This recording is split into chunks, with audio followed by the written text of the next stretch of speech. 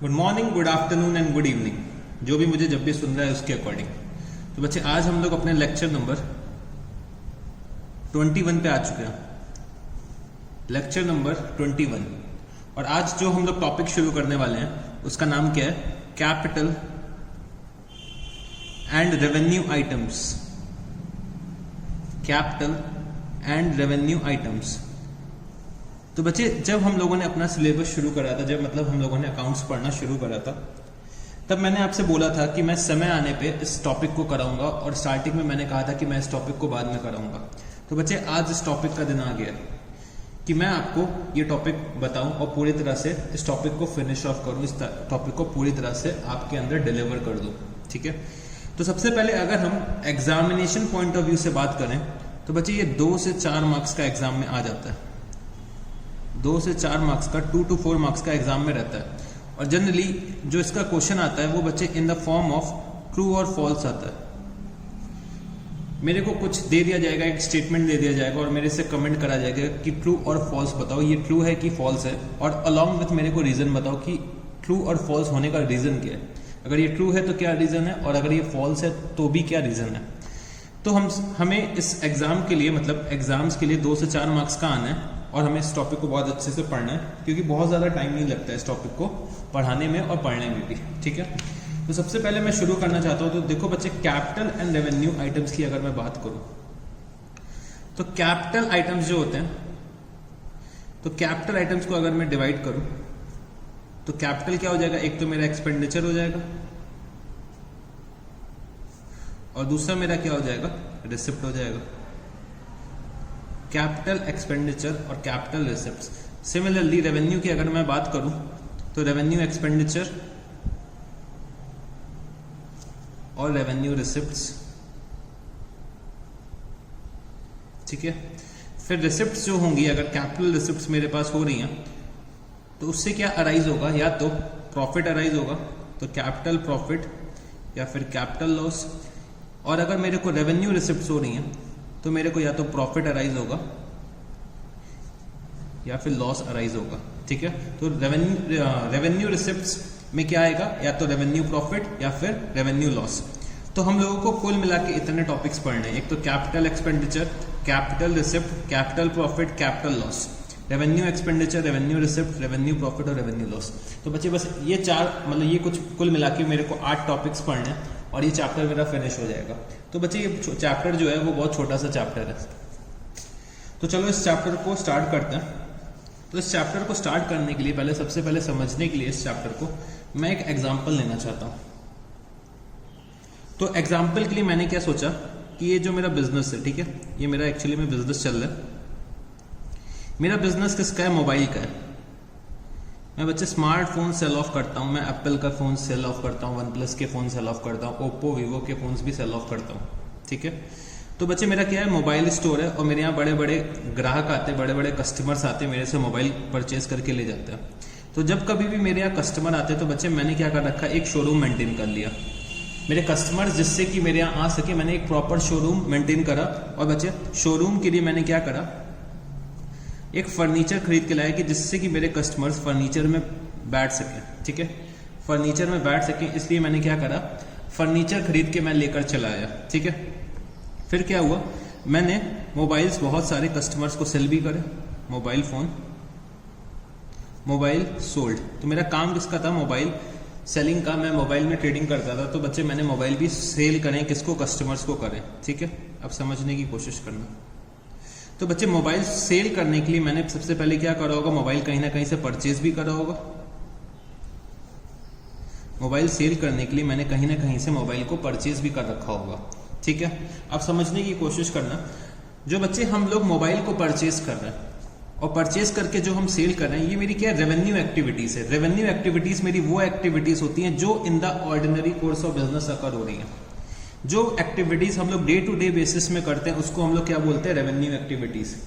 तो बच्चे मैं रेगुलर बेसिस पे मोबाइल परचेज कर रहा हूँ और रेगुलर बेसिस पे मोबाइल सेल कर रहा हूँ। तो जो बच्चे मेरी एक्टिविटीज रेगुलर नेचर की होती हैं वो मेरी क्या हो जाती हैं? रेवेन्यू एक्टिविटीज हो जाती है। तो जो बच्चे मैं ये मोबाइल परचेज करके लाया, ये मेरा क्या है? रिकरिंग नेचर का एक्सपेंस है। तो बच्चे ये मेरा क्या क्लासीफाई कर दूं तो ये क्या मेरा बनेगा? ये मेरा बच्चे बनेगा revenue expenditure, revenue expenditure, revenue expenditure.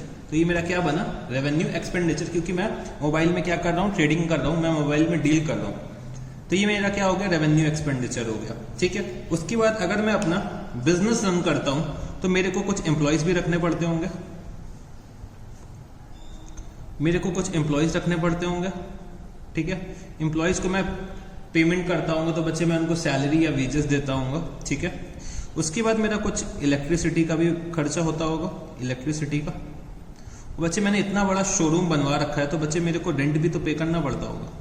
तो बच्चे ये सब जो एक्सपेंसेस हैं जो एम्प्लॉयज के ऊपर खर्चा करना है, मतलब सैलरी का,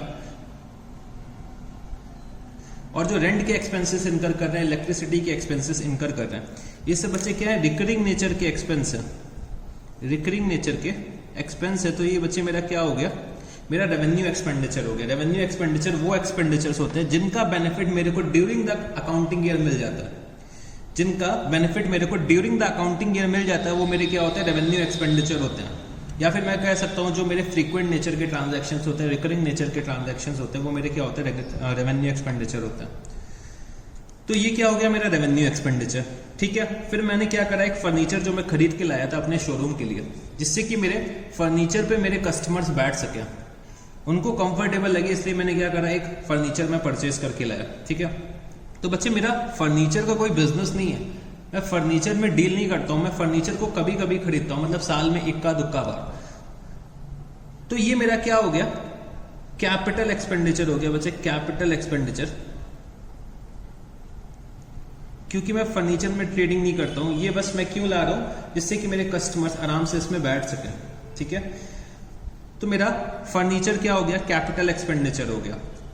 तो कैपिटल एक्सपेंडिचर अगर मैं बात करूं तो कैपिटल एक्सपेंडिचर का जो बेनिफिट है, कैपिटल एक्सपेंडिचर का अगर मैं बेनिफिट बोलूं तो बच्चे इसका बेनिफिट मेरे को आने वाले कई सालों तक मिलता है। तो मैं लिख सकता हूं बेनिफिट जो होता है वो मोर देन अ ईयर होता है। तो कैपिटल एक्सपेंडिचर मेरे वो एक्सपेंडिचर होते हैं जिनका बेनिफिट मेरे को आने वाले कई सालों तक मिलेगा, मतलब मोर देन अ ईयर मेरे को जिसका बेनिफिट मिलना है वो मेरा क्या है, उस एक्सपेंडिचर को मैं अपना कैपिटल एक्सपेंडिचर बोल सकता हूं। तो जैसे कि मैं फर्नीचर खरीद के लाया, या फिर मैं अपने बिजनेस के लिए कार परचेज करके लाया, तो बच्चे वो भी मेरा क्या हो जाएगा, कैपिटल एक्सपेंडिचर हो जाएगा। ठीक है, तो बच्चे ये मेरा क्या है, कैपिटल एक्सपेंडिचर। अच्छा, मैं एक और चीज बताना चाहता हूं, एक मोबाइल था। ठीक है, मोबाइल मैं सेल ऑफ करता हूं कस्टमर्स को, मोबाइल क्यों मैं परचेज करता हूं और सेल ऑफ करता हूं। तो क्या हुआ कि एक दिन मेरे को मोबाइल की जरूरत पड़ गई, मेरे को बच्चे मोबाइल की जरूरत पड़ गई। मैं बिजनेस के ट्रांजैक्शंस करता था मोबाइल से, मैं क्या करता था, पेटीएम यूज करता था मोबाइल से। तो कस्टमर मेरे को पेटीएम से पेमेंट करते थे। ठीक है, पेटीएम से पेमेंट करते थे, गूगल पे करते थे, और क्या कहते हैं, भीम यूपीआई करते थे। तो मेरा जो मोबाइल था वो बिजनेस पर्पज के लिए यूज हो रहा है। अगर मैं मोबाइल अपने गोडाउन से निकाल के, मतलब अपने शोरूम से निकाल के बिजनेस पर्पज में यूज करने लगूं, तो बच्चे वो भी मेरा, वो वाला मोबाइल, जो भी मोबाइल मैंने निकाला है वो भी मेरा क्या हो जाएगा, कैपिटल एक्सपेंडिचर हो जाएगा। तो कैपिटल एक्सपेंडिचर मेरे वो एक्सपेंडिचर्स होते हैं जिन पे मैं एक मटेरियल अमाउंट का एक्सपेंडिचर करता हूं और जिसका बेनिफिट मेरे को आने वाले कई सालों तक मिलना होता है, वो मेरे कैपिटल एक्सपेंडिचर होते हैं। तो कैपिटल एक्सपेंडिचर जो होते हैं वो बच्चे मेरे रिकरिंग नेचर के नहीं होते। तो मैं यहां लिख सकता हूं not recurring in nature, not recurring in nature.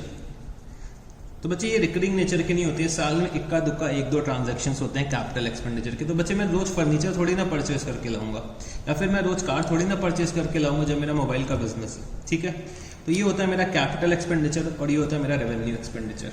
ठीक है, अब समझने की कोशिश करना, मैं मोबाइल परचेज करके लाया, ये तो मेरा रेवेन्यू एक्सपेंडिचर है। बट बच्चे जब मैं अपने मोबाइल को सेल ऑफ कर रहा हूँ कस्टमर्स को, ये मेरा कस्टमर जो है, ये मेरा जो कस्टमर है वो मेरे से मोबाइल परचेज करने आया, तो बच्चे मैंने इसको मोबाइल सेल करा।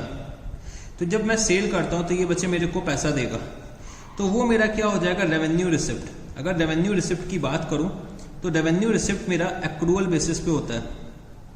एक्रूअल बेसिस में अगर मैंने मोबाइल को सेल कर दिया तो बच्चे मेरा रेवेन्यू जनरेट हो जाएगा, मेरा रेवेन्यू अराइज हो जाएगा, वेदर मेरे को कैश में मिला है कि नहीं मिला है। तो हम लोग क्या करते हैं, रेवेन्यू रिसिप्ट के लिए एक्रूअल कॉन्सेप्ट को फॉलो करते हैं। तो मैंने जब कस्टमर को सेल करी तो बच्चे मेरा क्या जनरेट हुआ, रेवेन्यू रिसिप्ट। रेवेन्यू रिसिप्ट मेरी वो रिसिप्ट होती हैं जो बच्चे इन the ordinary course of business arise होती है। जितनी भी रिसिप्ट मेरे को इन the ordinary course of business arise होंगी वो मेरी क्या होंगी, रेवेन्यू रिसिप्ट होंगी। जैसे मैं मोबाइल का सेल परचेज कर रहा हूँ, अगर मैं कोई सर्विसेज का काम करता हूँ, जैसे कि मैं एज अ चार्टर्ड अकाउंटेंट अपने क्लाइंट्स को कंसल्टेंसी सर्विसेज देता हूँ, तो बच्चे वो भी मेरी क्या है, रेवेन्यू रिसिप्ट है। आप लोगों को जो मैं पढ़ा रहा हूँ, ठीक है, मेरे को क्या मिलता है, फीस मिलती है, तो बच्चे ये भी मेरा क्या है, रेवेन्यू रिसिप्ट है।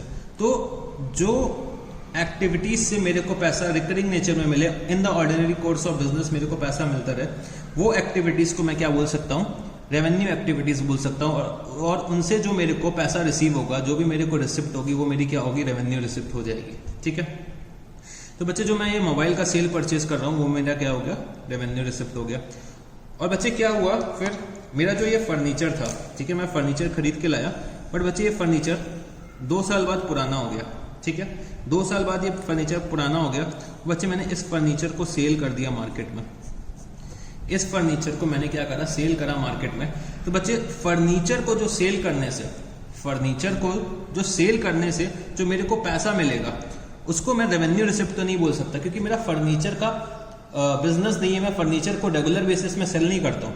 तो जो ये फर्नीचर को सेल करने से मेरे को पैसा मिलेगा, वो बच्चे रिसिप्ट तो होगी मेरी। रिसिप्ट मेरी क्या होती थी, जब हम लोगों ने बेसिक क्लासेस पढ़ रखी थी, बेसिक क्लासेस पढ़ी थी, मैं शायद 3rd या 4th लेक्चर पे था, तो 3rd या 4th लेक्चर में मैंने आपको बताया था, रिसिप्ट मेरी वो चीज़ होती है कि जब मैं अपनी सर्विसेज रेंडर कर दूं या फिर मैं किसी तरीके के एसेट्स को सेल कर दूं, तो वो मेरी रिसिप्ट अराइज हो जाएंगी। ठीक है, बट रिसिप्ट्स को मैं क्लासीफाई करता था कैपिटल रिसिप्ट और रेवेन्यू रिसिप्ट्स में। तो कैपिटल रिसिप्ट्स वो रिसिप्ट्स होती हैं जो in the ordinary course of business मेरे को अराइज नहीं होती है। ऑर्डिनरी कोर्स ऑफ बिजनेस से अगर मैं बोलूं तो बच्चे मैं उस चीज का काम नहीं करता हूं, मैं उस चीज का बिजनेस नहीं करता हूं, मैं उस चीज में ट्रेडिंग नहीं करता हूं। तो फर्नीचर मेरा खरीदने बेचने का काम नहीं है, तो फर्नीचर मेरा क्या, बिजनेस का एक एसेट है। देखो जितने भी मेरे कैपिटल एक्सपेंडिचर होते हैं वो बच्चे मेरे बिजनेस के क्या बन जाते हैं, एसेट बन जाते हैं। ठीक है, जितने भी मेरे कैपिटल एक्सपेंडिचर होते हैं वो बच्चे मेरे बिजनेस के एसेट बन जाते हैं, क्योंकि उनका बेनिफिट मेरे को कई सालों तक मिलता है, मतलब बैलेंस शीट की डेट के बाद तक तो मिलता ही मिलता है। ठीक है, तो मेरे क्या हो गया, ये एसेट्स बन जाते हैं। तो फर्नीचर को अगर मैं सेल करता हूं तो ये बच्चे मेरी क्या बन जाएगी, कैपिटल रिसिप्ट बन जाएगी। ठीक है, ये मेरी क्या बनी, कैपिटल रिसिप्ट। फर्नीचर को अगर मैं सेल कर रहा हूं तो ये बच्चे, ये रिसिप्ट मेरे को ऑर्डिनरी कोर्स ऑफ बिजनेस नहीं मिल रहा है, तो ये मेरा क्या है, कैपिटल रिसिप्ट है। ठीक है, अब चलो और अपने टॉपिक को यहीं पे आगे ले चलते हैं इसी एग्जाम्पल में। ठीक है, तो यहाँ पे बहुत सारा खिचड़ी बन गई है, तब भी मैं इसी में ही आगे आपको ले चलाना चाहता हूँ। ठीक है, फॉर एग्जाम्पल मैंने क्या करा था, यहाँ पे मोबाइल परचेज करा, और बच्चे मोबाइल परचेज कितने में करा, 5000 रुपीज़ में मैंने मोबाइल परचेज करा। ठीक है, और बच्चे मैंने अपने कस्टमर को ये मोबाइल बेच दिया 6000 रुपीज़ में। ठीक है, पहले सिनेरियो में मैंने क्या करा, 6000 रुपीज़ में अपने मोबाइल को कस्टमर को सेल ऑफ करा। और बच्चे एक और कस्टमर आया था, तो सेम मोबाइल वो मेरा मिलने वाला था, वो मेरा दोस्त था। तो चलो मेरा दोस्त था, तो हमने कहा चलो भाई दोस्तों के लिए तो कुछ भी कर सकते हैं हम लोग। तो दोस्तों के लिए हमने क्या करा, हमने अपना मोबाइल 4500 रुपीज़ में सेल ऑफ कर दिया। तो बच्चे 5000 रुपये का मोबाइल, एक तो पहले मैंने नॉर्मल कस्टमर को 6000 रुपीज़ में सेल करा, और बच्चे जो मेरा एक दोस्त आ गया था उसको मैंने 4500 रुपीज़ में दे दिया कि चलो भाई तुम खुश रहो। तो जो ये मोबाइल मैंने सेल ऑफ करा, तो बच्चे मेरे को रेवेन्यू रिसिप्ट अराइज हुई कितने की, 6000 रुपीज़ की रेवेन्यू रिसिप्ट अराइज हुई हैं। और बच्चे मेरा रेवेन्यू एक्सपेंडिचर कितना था, 5000 रुपीज़। तो अगर मैं कहना चाहूँ तो मैं यहाँ पे क्या लिख सकता हूँ, मेरा रेवेन्यू प्रॉफिट अगर मैं लिखना चाहूँ तो क्या लिख सकता हूँ, revenue profit is equal to revenue receipt minus revenue expenditure. तो रेवेन्यू रिसिप्ट की अगर मैं फर्स्ट सिनेरियो में बात करूं तो बच्चे मेरा रेवेन्यू रिसिप्ट कितना आ रहा है, 6000 रुपीज़ का। तो रेवेन्यू रिसिप्ट वो रिसिप्ट होते हैं जो in the ordinary course of business मेरे को रिसीव हो रहे हैं। रेवेन्यू एक्सपेंडिचर वो एक्सपेंडिचर्स होते हैं जो मैं इन the ordinary course of business क्या कर रहा हूँ, इनकर कर रहा हूँ। तो मैंने यहाँ पे लिखा 6000 माइनस 5000 रुपीज़, तो मेरा रेवेन्यू प्रॉफिट कितना हो गया, 1000 रुपीज़। तो रेवेन्यू प्रॉफिट मेरा वो प्रॉफिट होता है जो हम इन the ordinary course of business क्या करते हैं, अर्न करते हैं। रेवेन्यू प्रॉफिट मेरा वो प्रॉफिट होता है जो हम इन the ordinary course of business क्या करते हैं, अर्न करते हैं। फिर अगर मैं सेकंड केस पे आता हूं, तो बच्चे सेकंड केस में मेरा क्या हो रहा है, मैंने 5000 का मोबाइल 4500 रुपीज में सेल करा है, और मैं क्या करता हूं, मोबाइल में डीलिंग करता हूं, तो ये मेरा क्या हो जाएगा, रेवेन्यू लॉस। तो रेवेन्यू लॉस मेरा वो लॉस होता है जो हम इन the ordinary course of business इनकर करते हैं या सफर करते हैं, मैं ये बोल सकता हूँ, ठीक है।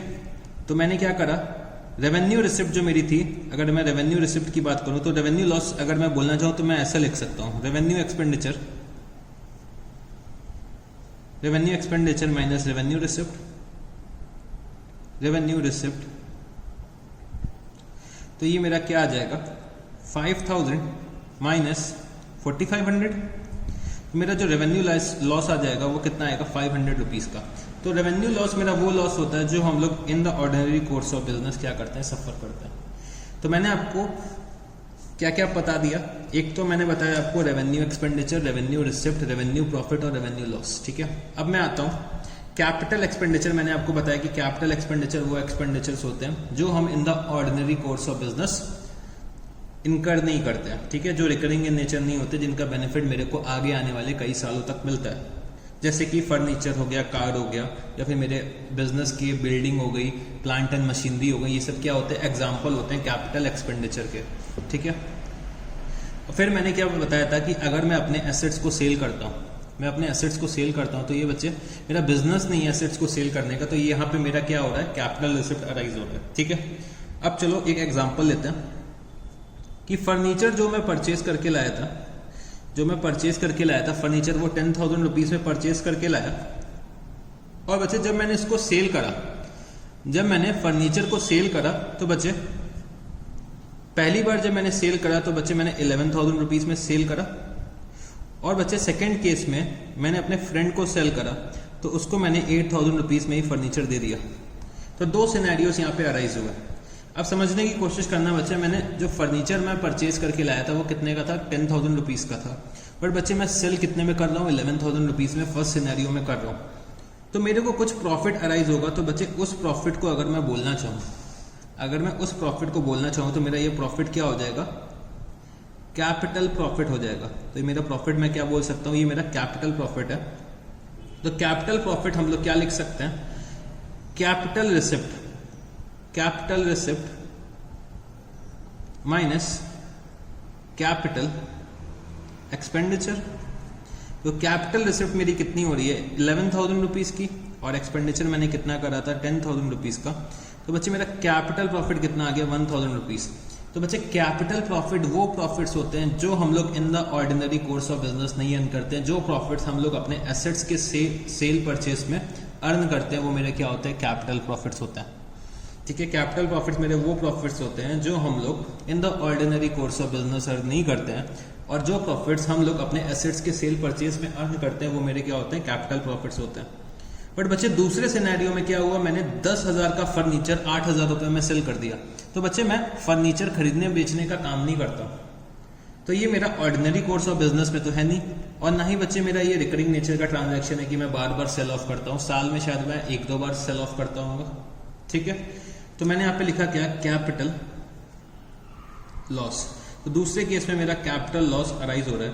तो कैपिटल लॉस अगर मैं लिखना चाहूँ तो कैसे लिख सकता हूँ, capital expenditure minus capital receipt, capital expenditure minus capital receipt. तो कैपिटल एक्सपेंडिचर की अगर मैं बात करता हूं तो मेरा कैपिटल एक्सपेंडिचर कितना आ रहा था, 10,000 रुपीज का, और मेरा कैपिटल रिसिप्ट कितना है, 8,000 रुपए का, तो 8,000 रुपीज। तो मेरा कैपिटल लॉस कितना हो गया, 2,000 रुपीज। तो कैपिटल लॉस अगर मैं बोलना चाहूँ तो मैं क्या बोल सकता हूँ, कैपिटल लॉस मेरा वो लॉस होता है जो in the ordinary course of business हम लोग अर्न नहीं करते, ठीक है, या सफर नहीं करते, ठीक है। तो ये लॉस तब अराइज होता है जब हम लोग अपने एसेट्स को सेल परचेज करते हैं, ठीक है। तो यहाँ पे मैंने क्या करा, आपको बेसिकली थोड़ा सा समझा दिया ये सारे टर्म्स के बारे में। ये सारे टर्म्स को अगर मैं देखना चाहूँ तो हम लोगों ने डिस्कस तो कर लिया, बट बच्चे मैं आपको कुछ पॉइंट्स भी लिखवाना चाहता हूँ कि अगर एग्जाम में आपको पूछ लिया जाए तो बच्चे इतने से सिर्फ काम नहीं चलने वाला है। मेरे को इन डेप्थ नॉलेज होनी चाहिए मेरे कैपिटल एक्सपेंडिचर्स की, मेरे रेवेन्यू एक्सपेंडिचर्स की। तो मैं थोड़ा सा और आपको और इलैबोरेट करना चाहता हूँ। तो ये तो मैंने क्या करा, एक बेसिक सा एग्जांपल लिया, इसको या तो मैं बोल सकता हूँ कॉन्सेप्ट बिल्डिंग एग्जांपल। तो चाहो तो यहाँ पे लिख लो कॉन्सेप्ट बिल्डिंग एग्जाम्पल। तो अभी तो मैंने सिर्फ क्या करा, आपका कॉन्सेप्ट बिल्ड करा कि ये सब चीज़ें ऐसी कुछ होती हैं। अब मेरे को थोड़ा सा और डिटेल में हर चीज़ के बारे में जानना है, ठीक है। तो सबसे पहले मैं जो शुरू करने जा रहा हूँ अपना एक्सपेंडिचर वाले पार्ट से शुरू करने जा रहा हूँ। तो एक्सपेंडिचर्स में मैं शुरू करना चाहता हूँ। तो एक्सपेंडिचर्स में मैं सबसे पहले कैपिटल एक्सपेंडिचर की बात करना चाहता हूँ। कैपिटल एक्सपेंडिचर, कैपिटल एक्सपेंडिचर और साथ ही साथ में रेवेन्यू एक्सपेंडिचर्स को भी लेकर चलना चाहता हूँ। तो मैं क्या करता हूँ, कैपिटल एक्सपेंडिचर और रेवेन्यू एक्सपेंडिचर के बीच में जनरली क्या होता है, एग्जाम्स में डिफरेंसेस भी पूछ लेते हैं। तो इन दोनों को मैं इन द फॉर्म ऑफ डिफरेंसेस आपको बताना चाहता हूँ। तो कैपिटल एक्सपेंडिचर और रेवेन्यू एक्सपेंडिचर, ठीक है, इन द फॉर्म ऑफ डिफरेंसेस अगर हम लोग नोट कर लेंगे तो ज़्यादा बेटर रहेगा, क्योंकि इससे क्या होगा, मैं आपको समझा भी लूँगा और मेरा डिफरेंसेस का पर्पस भी सॉल्व हो जाएगा, ठीक है। तो कैपिटल एक्सपेंडिचर और रेवेन्यू एक्सपेंडिचर। तो चलो अब हम लोग शुरू करते हैं। तो मैंने यहाँ पे क्या करा, एक लाइन ड्रॉ कर ली, ठीक है। तो कैपिटल एक्सपेंडिचर और रेवेन्यू एक्सपेंडिचर को शुरू करने से पहले मैं एक और एग्जांपल लेना चाहता हूँ जिससे कि डिफरेंसेस आपको और क्लियर हो जाए। तो चलो मैं थोड़ा सा स्पेस छोड़ के मैं नीचे यहाँ पे लिखता हूँ, ठीक है। आप लोग भी थोड़ा सा स्पेस छोड़ दो और मैं यहाँ पे एक और एग्जांपल आपको थोड़ा सा बताना चाहता हूँ। तो बच्चे क्या हुआ, मेरा जो ये बिजनेस था, मेरा ये बिजनेस जो चल रहा था यहाँ पे, ठीक है, मेरे को बिजनेस के लिए एक मशीनरी की ज़रूरत पड़ रही थी, ठीक है। मेरे को एक बिजनेस के लिए एक मशीनरी की ज़रूरत पड़ रही थी। तो यहाँ पे मेरा कोई एक मशीनरी का सप्लायर होगा। मैं मशीनरी के सप्लायर के पास यहाँ पे गया, ठीक है। मशीनरी के सप्लायर के पास गया और मैंने एक मशीन को पसंद करा। मेरे को मशीन बहुत अच्छी लगी तो मैंने क्या कहा कि आप मेरे को मशीन डिलीवर कर दो। तो बच्चे जो मशीन की कॉस्ट थी, लेट्स टेक कितना, 5 लाख रुपीज़ की कॉस्ट थी मशीन की। तो मैंने 5 लाख रुपीज़ में मशीन को क्या करा, परचेज करा। तो बच्चे मैंने परचेज तो यहाँ पे मशीन को कर लिया, बट मैं क्या करूँगा, फिर एक ट्रक लेकर जाऊँगा। तो मैं यहाँ पे ट्रक लेकर गया, ऐसे ये ट्रक लेकर गया मैं। ट्रक में मैंने क्या करा, मशीन को लोड कराया, ठीक है। लोडिंग हुई मशीन की। लोडिंग के लिए कुछ मेरे को लेबर लगाने पड़े, तो लोडिंग का कुछ खर्चा आ गया। लेट्स टेक 1000 रुपीज़ मैंने लोडिंग एक्सपेंस पे करा, ठीक है। फिर बच्चे लोडिंग एक्सपेंस मैंने पे करा, मेरे ट्रक में गुड्स लोड हो गए। फिर बच्चे मेरे को डर लग रहा था कि मशीन कहीं रास्ते में टूट फूट ना जाए, इसलिए मैंने क्या कराया, रास्ते का इंश्योरेंस करवा लिया मशीन का। इंश्योरेंस मैंने क्या करा, मशीन का करवा लिया और बच्चे 2000 रुपये का मेरे को इंश्योरेंस प्रीमियम पे करना पड़ गया। मैंने इंश्योरेंस कराया और बच्चे मैंने क्या करा कि जो ये ट्रक से मैं गुड्स लेकर आ रहा था, तो बच्चे मेरे को इस ट्रक वाले को कुछ ना कुछ भाड़ा पे करना पड़ेगा, मतलब फ्रेट पे करना पड़ेगा। तो मैंने जो फ्रेट इनकर करा, लेट्स टेक 4000 रुपीज़ का फ्रेट इनकर करा। और बच्चे ये ट्रक ऐसे धीमे धीमे धीमे धीमे चलते चलते चलते चलते मेरे गोडाउन पे आ गया, ठीक है। मेरे यहाँ पे गोडाउन पे आया, मतलब यहाँ मैं कह सकता हूँ मेरी फैक्ट्री में आ गया। तो बच्चे जब यहाँ पे फैक्ट्री में ट्रक पहुँच गया, ऐसे यहाँ पे ट्रक फैक्ट्री में आ गया, तो यहाँ पे मेरे को अपने मशीन को अनलोड कराना था अपने फैक्ट्री में। तो बच्चे यहाँ पे भी मेरे को कुछ अनलोडिंग चार्जेस पे करने पड़े। Unloading charges, let's take unloading charges जो पे करे हैं मैंने, वो पे करें कितने, 2000 रुपीज़, ठीक है। अनलोडिंग चार्जेस मैंने पे करे। फिर उसके बाद बच्चे क्या करा, मशीन अनलोडिंग चार्जेस यहाँ पे इनकर हुए हैं, तो फिर मैंने यहाँ पे गुड्स अनलोड करा के यहाँ पे अपने फैक्ट्री में रख ली। यहाँ पे मेरी मशीन आ गई है, ठीक है। यहाँ पे मेरी मशीन यहाँ पे रख गई है। उसके बाद मेरे को क्या करना पड़ा, कुछ इंस्टॉलेशन चार्जेस पे करने पड़े। इंस्टॉलेशन चार्जेस मैंने कुछ पे करे कि मशीन को मैंने इंस्टॉल कराया। तो बच्चे इंस्टॉलेशन चार्जेस जो मेरे लगे वो कितने लगे, 4000 रुपीज़ के इंस्टॉलेशन चार्जेस लगे। फिर बच्चे इंस्टॉल हो गई मशीन। तो इंस्टॉलेशन के बाद मैंने क्या करा, मशीन का एक ट्रायल रन करा। मैं डायरेक्टली क्या कर सकता हूँ, प्रोडक्शन पे तो लगा नहीं दूंगा, पता नहीं क्या प्रोड्यूस हो जाए। तो मैंने क्या करा, ट्रायल रन करा एक बच्चे मशीन का। तो ट्रायल रन करने पे मेरे कुछ कॉस्ट इनकर हुई। तो ट्रायल रन करने पे जो मेरी कॉस्ट इनकर हुई है वो बच्चे कितनी हो गई, 7000 रुपीज़ हो गई, ठीक है। 7000 रुपीज़ मेरी ट्रायल रन पे एक्सपेंस हो गया। तो जब मेरे को लगा सब कुछ सही है, मेरा मशीन अब रेडी टू यूज़ होने के लिए तैयार है, तो मैं क्या करता हूँ, जब कभी भी मैं घर पे एक नया एसेट परचेज करके लाता हूँ, तो बच्चे मैं क्या करता हूँ, पंडित जी को लेकर आता हूँ और अपने एसेट की क्या कराता हूँ, पूजा कराता हूँ। तो ये मेरे पंडित जी आ गए, ये मेरे पंडित जी आए, इन्होंने क्या कहा कि मैं इसकी मशीन की पूजा करूंगा और पूजा करने के बाद ये क्या करेगा, मशीन आप यूज कर सकते हो। तो पंडित जी आए और पंडित जी ने मशीन की पूजा करी, बहुत सारे मंत्र वंत्र पढ़े। उसके बाद क्या करा, हाथ में एक नारियल लिया और बच्चे नारियल ऐसे जमीन में मारा और नारियल फूट गया। ठीक है, नारियल फूट गया। तो बच्चे नारियल जैसे ही फूटा वैसे ही क्या हो गया, तो बच्चे जैसे ही ये नारियल फूटा तो जो मेरी मशीन है वो बच्चे रेडी टू यूज हो गई। मेरी मशीन क्या हो गई, रेडी टू यूज हो गई। मतलब मैं अब इससे क्या कर सकता हूँ, प्रोडक्शन कर सकता हूँ। तो जैसे ही नारियल फूटा तो मेरी क्या हुई, मशीन रेडी टू यूज हो गई, रेडी टू यूज। ठीक है, रेडी टू यूज। तो मशीन मेरी यहाँ पे क्या हो गई, रेडी टू यूज हो गई। तो बच्चे जितने भी एक्सपेंसेस हम लोग नारियल फोड़ने से पहले करते हैं, जितने भी एक्सपेंसेस हम लोग नारियल फोड़ने से पहले करते हैं, मतलब जितने भी एक्सपेंसेस हम लोग मशीन को रेडी टू यूज करने के लिए करते हैं, रेडी टू यूज तक करने के लिए जो भी एक्सपेंसेस हम लोग अपने एसेट्स में इनकर करते हैं, तो बच्चे वो सारे के सारे एक्सपेंसेस मेरे क्या होते हैं, कैपिटल एक्सपेंडिचर होते हैं। वो मेरे क्या होते हैं, कैपिटल एक्सपेंडिचर। मेरे ये सारे के सारे एक्सपेंसेस जो होते हैं वो क्या होते हैं, कैपिटल एक्सपेंडिचर होते हैं। और बच्चे इसको मेरे को क्या करना पड़ता है, अपने कॉस्ट ऑफ एसेट का पार्ट बनाना पड़ता है। एक बार मशीन मेरी रेडी टू यूज हो गई, इसके बाद जो भी मैं एक्सपेंसेस इस पे इनकर करूंगा मशीन पे, वो मेरे क्या हो जाएंगे, रेवेन्यू एक्सपेंडिचर हो जाएंगे। Revenue expenditure in the sense, अगर बच्चे मेरे को ये मशीन चलानी है तो मेरे को क्या करना पड़ेगा, वेजेस इनकर करनी पड़ेंगी लेटर ऑन।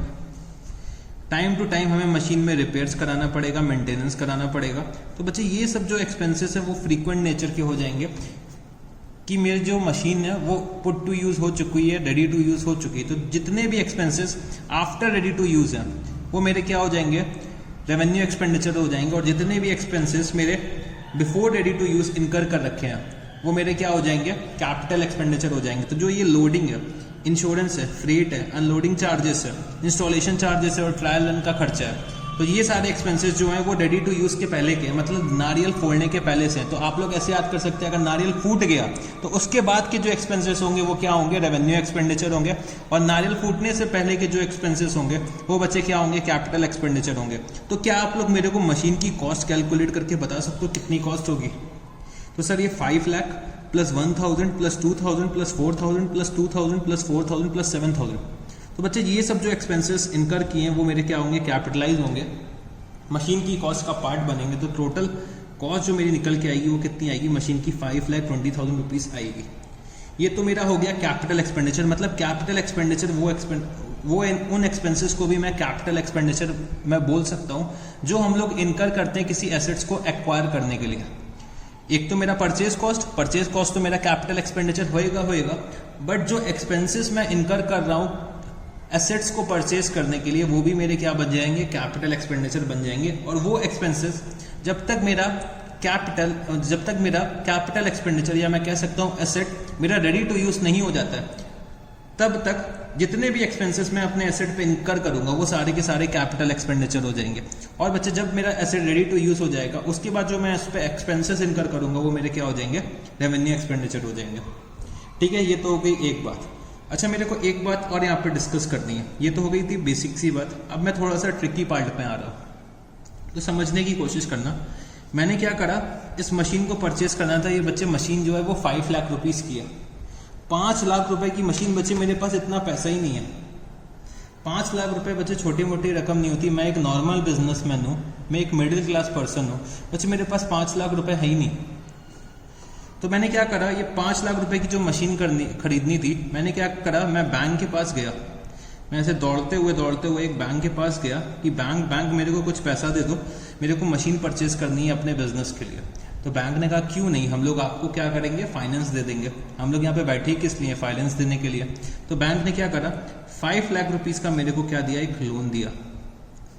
लोन किस लिए दिया, मेरे को एक मशीन परचेज करनी थी। ठीक है, तो बच्चे लेट्स टेक, मैंने जो ये मशीन परचेज करी है वो कब परचेज करी है, लेट्स टेक मैंने परचेज करी 1 अप्रैल 2020 को।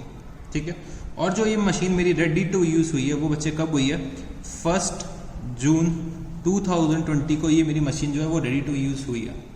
तो मैंने यहाँ पे लोन लिया बच्चे, बैंक ने मेरे को लोन दिया और यहाँ पे सप्लायर को मैंने पेमेंट कर दिया। अब बच्चे जैसे ही लोन बैंक ने दिया तो बैंक मेरे से क्या करने लगेगी, इंटरेस्ट चार्ज करने लगेगी। बैंक मेरे से क्या चार्ज करेगी, इंटरेस्ट चार्ज करेगी। तो बच्चे इंटरेस्ट जो बैंक मेरे से चार्ज करेगी, तो जैसे कि मैंने आपको बताया जो भी एक्सपेंडिचर्स मैं इनकर करूंगा रेडी टू यूज होने से पहले के, वो मेरे क्या होंगे, कैपिटलाइज होंगे, वो कॉस्ट ऑफ पार्ट बनेंगे, कॉस्ट ऑफ एसेट का पार्ट बनेंगे। तो इंटरेस्ट का खर्चा 1 अप्रैल से लेकर 1 जून तक जो भी होगा, 1 अप्रैल से लेके 1 जून तक जो भी इंटरेस्ट का एक्सपेंस निकल के आएगा, वो बच्चे वो इनकर का हुआ है रेडी टू यूज होने से पहले एसेट, मतलब एसेट के रेडी टू यूज होने से पहले ये एक्सपेंडिचर, ये इंटरेस्ट का खर्चा इनकर हो चुका है 2 महीने का। तो बच्चे ये जो 2 महीने का इंटरेस्ट होगा वो भी हम क्या करेंगे, अपनी कॉस्ट का पार्ट बना लेंगे मशीन की। और जैसे ही मेरा एसेट रेडी टू यूज हो गया तो उसके बाद जो मैं इंटरेस्ट इनकर करूंगा आफ्टर 1 जून 20, वो मेरा क्या हो जाएगा, रेवेन्यू एक्सपेंडिचर हो जाएगा। मेरा क्या हो जाएगा, रेवेन्यू एक्सपेंडिचर हो जाएगा। तो मतलब जो मेरा इंटरेस्ट का एक्सपेंस है, जो भी मेरे इंटरेस्ट का एक्सपेंस है, मैंने मशीन परचेज करने के लिए जो लोन ले रखा है उस पर मेरे को इंटरेस्ट इनकर करना पड़ रहा है। तो जो भी इंटरेस्ट मैं पे करूंगा बैंक को up to the date of ready to use, वो मेरा क्या होगा, कॉस्ट ऑफ एसेट का पार्ट बनेगा। और बच्चे उसके बाद जब मेरा रेडी टू यूज हो जाएगा तो उसके बाद वो मेरा क्या हो जाएगा, रेवेन्यू एक्सपेंडिचर हो जाएगा। तो रेवेन्यू एक्सपेंडिचर मैं कहाँ पे लेकर जाऊंगा, अपना प्रॉफिट एंड लॉस में लेकर जाऊंगा। तो ये बेसिक सा एग्जांपल था जो आपको मालूम होना चाहिए, ठीक है। तो मेरे कैपिटल एक्सपेंडिचर्स वो एक्सपेंडिचर्स होते हैं जो मैं इनकर करता हूं परचेज ऑफ एसेट में, इंक्लूडिंग जो मैं खर्चे इनकर करता हूं अपने एसेट को रेडी टू यूज करने में, वो मेरे क्या होंगे, कैपिटल एक्सपेंडिचर्स हो जाएंगे। और जहां ही मेरा नारियल फूट गया, मतलब जहां ही मेरा एसेट रेडी टू यूज हो गया, उसके बाद जो मैं उस पर एक्सपेंसेस इनकर कर रहा हूं वो मेरा क्या होगा, रेवेन्यू एक्सपेंडिचर होगा, जो हम लोग डे टू डे बेसिस में इनकर करते हैं, जैसे रिपेयर्स का खर्चा, वेजेस का खर्चा, ऑयलिंग एंड ग्रीसिंग का खर्चा, इंटरेस्ट जो हम लोग पे करते हैं वो भी मेरा क्या होगा, रेवेन्यू एक्सपेंडिचर होगा। बट बच्चे अगर मैं इस मशीन को मैंने क्या करा, 4 साल यूज करा, ठीक है। एक और एग्जांपल इसी में मैं एक्सटेंड करता हूँ। ये इस मशीन को मैंने क्या करा, 4 साल यूज कर लिया, फिर मेरे को लगने लगा कि थोड़ा सा मशीन पुरानी होने लगी है, इसकी जो एफिशिएंसी है वो कम होने लगी है। तो मैंने क्या करा, मशीन पे एक बड़ा सा एक्सपेंडिचर इनकर करा। लेट्स टेक, मैंने जो ये मशीन पे इनकर करे, कहाँ पे लिखूँ, यहाँ पे जगह खत्म हो गई है, तो चलो मैं यहाँ पे आ जाता हूँ। 4 साल मैंने इस मशीन को यूज करा, ठीक है। आफ्टर 4 इयर्स क्या हुआ कि मशीन थोड़ी सी पुरानी होने लगी, तो मैंने क्या सोचा कि चलो यार इसकी प्रोडक्शन कैपेसिटी कम हो रही है। मैंने क्या करा, इस मशीन का पूरा इंजन चेंज करा दिया। इंजन चेंज कराने के लिए मेरे को 2 लाख रुपए का खर्चा पड़ गया। 2 लाख रुपए मैंने इंजन पे चेंज करा और बहुत सारे पार्ट्स इसके चेंज करा दिए, जिससे कि मेरी प्रोडक्शन कैपेसिटी इंक्रीज हो जाए। तो बच्चे जो भी हम लोग मेजर रिपेयर्स कराते हैं, मैं बोल सकता हूँ मेजर रिपेयर्स, जिससे कि मेरी प्रोडक्शन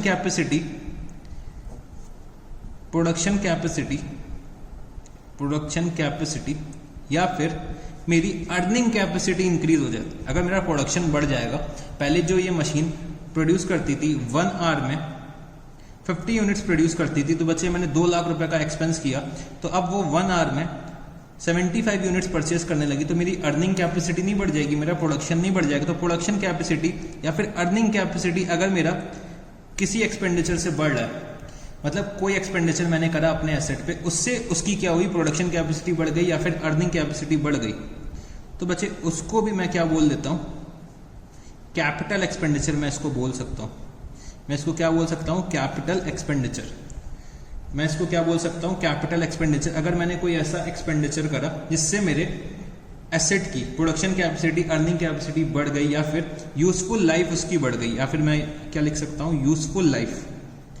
अगर मेरे एसेट की यूजफुल लाइफ भी बढ़ जाती है, ठीक है, तो वो मेरा क्या है, कैपिटल एक्सपेंडिचर है। उसको मैं अपना रेवेन्यू एक्सपेंडिचर नहीं बोल सकता, क्योंकि मैं 2 लाख रुपए का इंजन बार बार मैं चेंज नहीं कराऊंगा, तो ये मेरा रेवेन्यू एक्सपेंडिचर तो नहीं हो सकता। तो जो ये एक्सपेंडिचर इनकर हुआ है वो बच्चे फर्स्ट टाइम तो हम लोग जब खरीद के लाए थे तब तो कैपिटलाइज करा था, 4 साल यूज करने के बाद मैं ये एक्सपेंडिचर इनकर कर रहा हूँ, तो ये बच्चे फ्रीक्वेंट नेचर को है नहीं, तो इसका मतलब ये क्या है, मेरा कैपिटल एक्सपेंडिचर है। तो ये चीज़ भी हमें मालूम होनी चाहिए कि अगर कोई एक्सपेंडिचर हम लोग अपने एसेट पे इंक्रीज कर रहे हैं जिससे कि उसकी प्रोडक्शन कैपेसिटी या अर्निंग कैपेसिटी या फिर यूजफुल लाइफ बढ़ जाए, तो उसको भी हम लोग अपना कैपिटल एक्सपेंडिचर बोल देते हैं। उसको भी हम लोग अपना कैपिटल एक्सपेंडिचर बोल सकते हैं। तो मैंने आपको ये वाला एग्जाम्पल भी आपको बता दिया। तो चलो अब आ जाओ आप लोग फिर से डिफरेंसेस पे। तो यहाँ पे हम लोग डिफरेंसेस लिखते हैं। तो डिफरेंस नंबर 1 यहाँ पे क्या लिख सकते हैं, they are incurred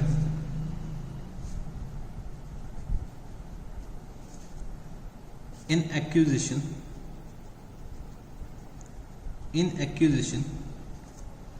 they are incurred in acquisition or manufacture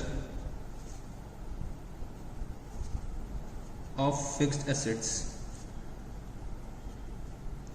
They are incurred in acquisition or manufacture of fixed assets।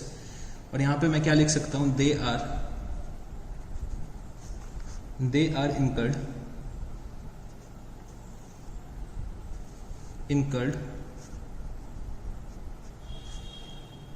in manufacture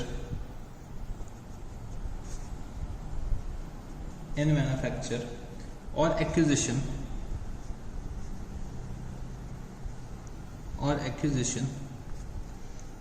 of material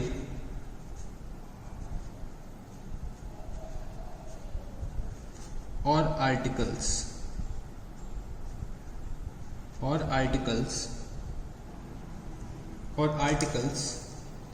etc. which is carried on by business,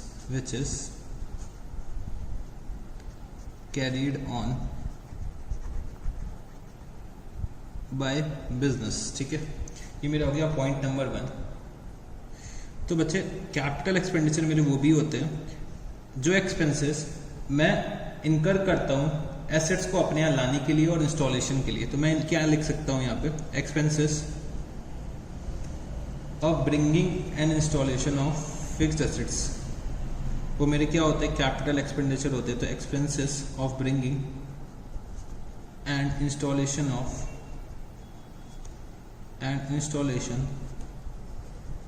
of fixed assets भी मेरे क्या होते हैं, capital expenditure होते हैं। तो मैं यहाँ पे क्या लिख सकता हूँ, expenses of installation of fixed assets, expenses of installation of fixed assets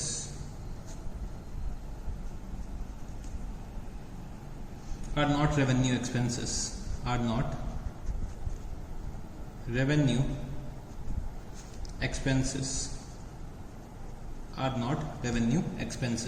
ठीक है।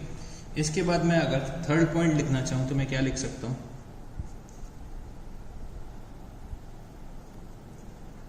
they increase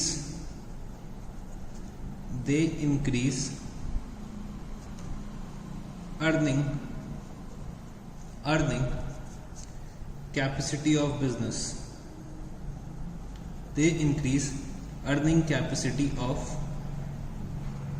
business, और अगर मैं रेवेन्यू एक्सपेंडिचर्स की बात करता हूं तो दे मेंटेन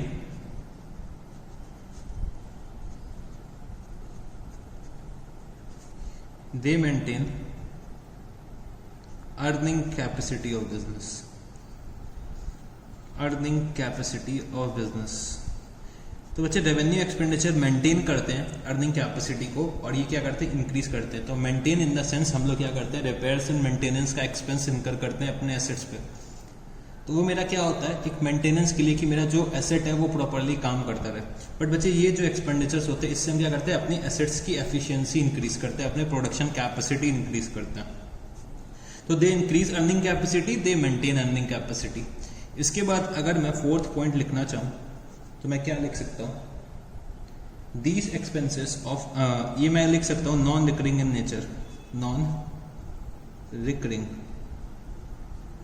नेचर। तो ये रिकरिंग एक्सपेंसेस नहीं होते, नॉन रिकरिंग होते हैं। और मैं यहाँ पे लिख सकता हूँ recurring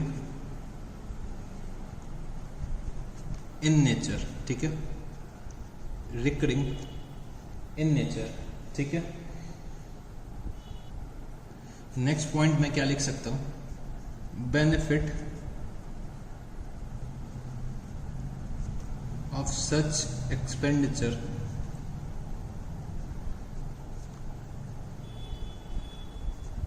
is available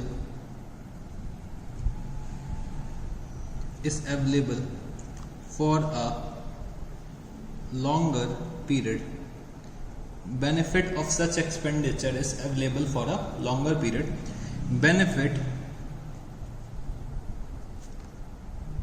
Benefit of such expenditure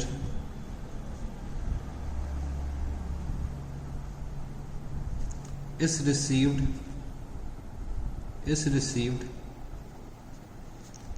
within the accounting year. ठीक है, अकाउंटिंग ईयर। ठीक है, तो ये कुछ डिफरेंसेस होते हैं। अगर मेरे से कोई पूछता है कि कैपिटल एक्सपेंडिचर क्या होता है, तो मैं ऐसे भी लिख सकता हूँ कैपिटल एक्सपेंडिचर मेरे क्या होता है, जो मेरे कैपिटल आइटम्स में मैं इनकर करता हूँ।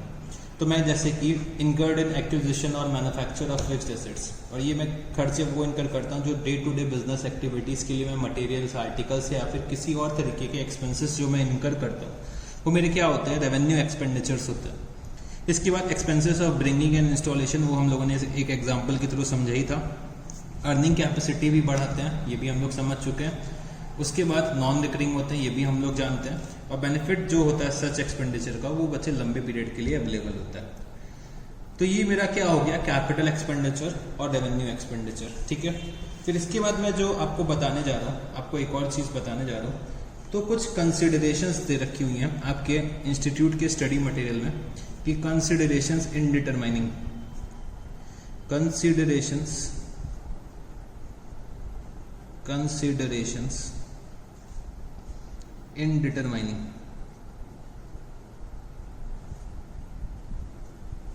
Capital and revenue expenditure. Capital and revenue expenditure, तो कौन कौन सी कंसिडरेशन होती हैं जो मेरे को कंसिडर करनी पड़ती है डिटरमाइन करने के लिए कैपिटल एंड रेवेन्यू एक्सपेंडिचर। ठीक है, तो अगर मैं लिखना चाहूँ तो मैं ऐसे एक चार्ट के फॉर्म में लिख सकता हूँ। एक तो हो गया मेरा क्या, नेचर ऑफ बिजनेस। तो बच्चे जो मेरे बिजनेस का नेचर है वो बहुत ज़्यादा अफेक्ट करता है डिटरमाइन करने के लिए कि मेरा जो एक्सपेंडिचर है वो कैपिटल एक्सपेंडिचर है कि रेवेन्यू एक्सपेंडिचर है। फॉर एग्जाम्पल, अगर मैं मोबाइल का डीलर हूँ तो मोबाइल मेरे लिए क्या हो गया, रेवेन्यू एक्सपेंडिचर। ठीक है, रेवेन्यू एक्सपेंडिचर हो गया। बट बच्चे अगर मैं फर्नीचर का डीलर होता, ठीक है, और मोबाइल परचेज करके लाता, तो बच्चे यही एक्सपेंडिचर मेरे लिए क्या हो जाता, कैपिटल एक्सपेंडिचर हो जाता। तो बच्चे जो एक्सपेंडिचर किसी एक बिजनेसमैन के लिए कैपिटल एक्सपेंडिचर है, वो बच्चे दूसरे बिजनेसमैन के लिए रेवेन्यू एक्सपेंडिचर हो सकता है। या वाइसा वर्सा अगर मैं बोलूँ तो जो एक्सपेंस एक बिजनेसमैन के लिए रेवेन्यू एक्सपेंडिचर है, वो बच्चे दूसरे बिजनेसमैन के लिए वो क्या हो सकता है, कैपिटल एक्सपेंडिचर हो सकता है। तो नेचर ऑफ बिजनेस अफेक्ट करता है डिटरमाइन करने के लिए कि मेरा जो एक्सपेंडिचर है वो कैपिटल है कि रेवेन्यू है। ठीक है, उसके बाद जो मेरा दूसरा पॉइंट आता है वो क्या होता है, recurring nature of expenditure. Recurring nature of expenditure. अगर बच्चे मैं जो एक्सपेंडिचर कर रहा हूँ वो रिकरिंग नेचर का है, मतलब मैं टाइम टू टाइम वो इनकर करता रहता हूँ रेगुलर इंटरवल में, तो अगर वो रिकरिंग है अगर नेचर में, तो बच्चे मेरा क्या हो जाएगा, वो रेवेन्यू एक्सपेंडिचर हो जाएगा। और बच्चे नॉन रिकरिंग है तो मेरा क्या हो जाएगा, कैपिटल एक्सपेंडिचर। ठीक है, फिर मेरा जो तीसरा पॉइंट बनता है वो बच्चे होता है पर्पस क्या है, मैं जो एक्सपेंडिचर इनकर कर रहा हूं उसके पीछे का पर्पस क्या है। मेरे को पर्पस असर्टेन करना है, तो बच्चे उसके पीछे का पर्पस अगर मेरे को मालूम है, जैसे कि मैंने कोई एक एक्सपेंस इनकर करा, ठीक है, अपने मशीन को नॉर्मल रिपेयर, अगर मैं मशीन्स में नॉर्मल रिपेयर करता हूँ तो मेरा पर्पस क्या है कि मेरी मशीन की जो है अर्निंग कैपेसिटी मेंटेन रहे। ठीक है, मेरी मशीन की अर्निंग कैपेसिटी मेंटेन रहे, तो वो बच्चे मेरा क्या है, रेवेन्यू एक्सपेंडिचर है। और अगर मैं चाहता हूँ कि मेरी जो मशीन की अर्निंग कैपेसिटी इंक्रीज हो जाए, तो वो मेरा क्या हो जाएगा, कैपिटल एक्सपेंडिचर हो जाएगा। तो हम लोग किस पर्पस से एक्सपेंडिचर कर रहे हैं वो भी मेरे को अफेक्ट करता है डिटरमाइन करने के लिए कि मेरा कोई एक्सपेंडिचर कैपिटल एक्सपेंडिचर है कि वो मेरा एक्सपेंडिचर रेवेन्यू एक्सपेंडिचर है। ठीक है, ये हो गया मेरा पर्पस ऑफ एक्सपेंसेस। और अगर मेरा कोई एक्सपेंडिचर अफेक्ट करता है, अफेक्ट किसको करता है? रेवेन्यू अर्निंग कैपेसिटी को। अगर एक्सपेंडिचर रेवेन्यू अर्निंग कैपेसिटी को अफेक्ट करता है, रेवेन्यू अर्निंग कैपेसिटी को अफेक्ट करता है, अगर यस है, अगर रेवेन्यू अर्निंग कैपेसिटी को अफेक्ट करता है तो बच्चे ये मेरा क्या हो जाएगा? Capital expenditure. मतलब अगर मेरी रेवेन्यू अर्निंग कैपेसिटी इंक्रीज हो रही है तो मेरा क्या है? Capital expenditure. और बच्चे रेवेन्यू अर्निंग कैपेसिटी को अफेक्ट नहीं करता है तो बच्चे ये क्या हो जाएगा? Revenue expenditure. तो affect on revenue earning capacity of the business, ये भी मेरा क्या है? एक कंसिडरेशन है डिटरमाइन करने के लिए, कैपिटल एंड रेवेन्यू एक्सपेंडिचर। ठीक है, फिर जो मेरा लास्ट है वो क्या होता है? Materiality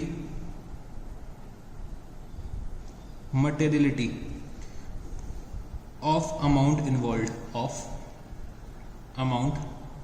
involve. तो अगर बच्चे मैं अच्छा खासा एक्सपेंडिचर इनकर कर रहा हूँ, मतलब मटेरियलिटी का जो कॉन्सेप्ट होता है वो बच्चे बिजनेसमैन टू बिजनेसमैन वेरी करता है।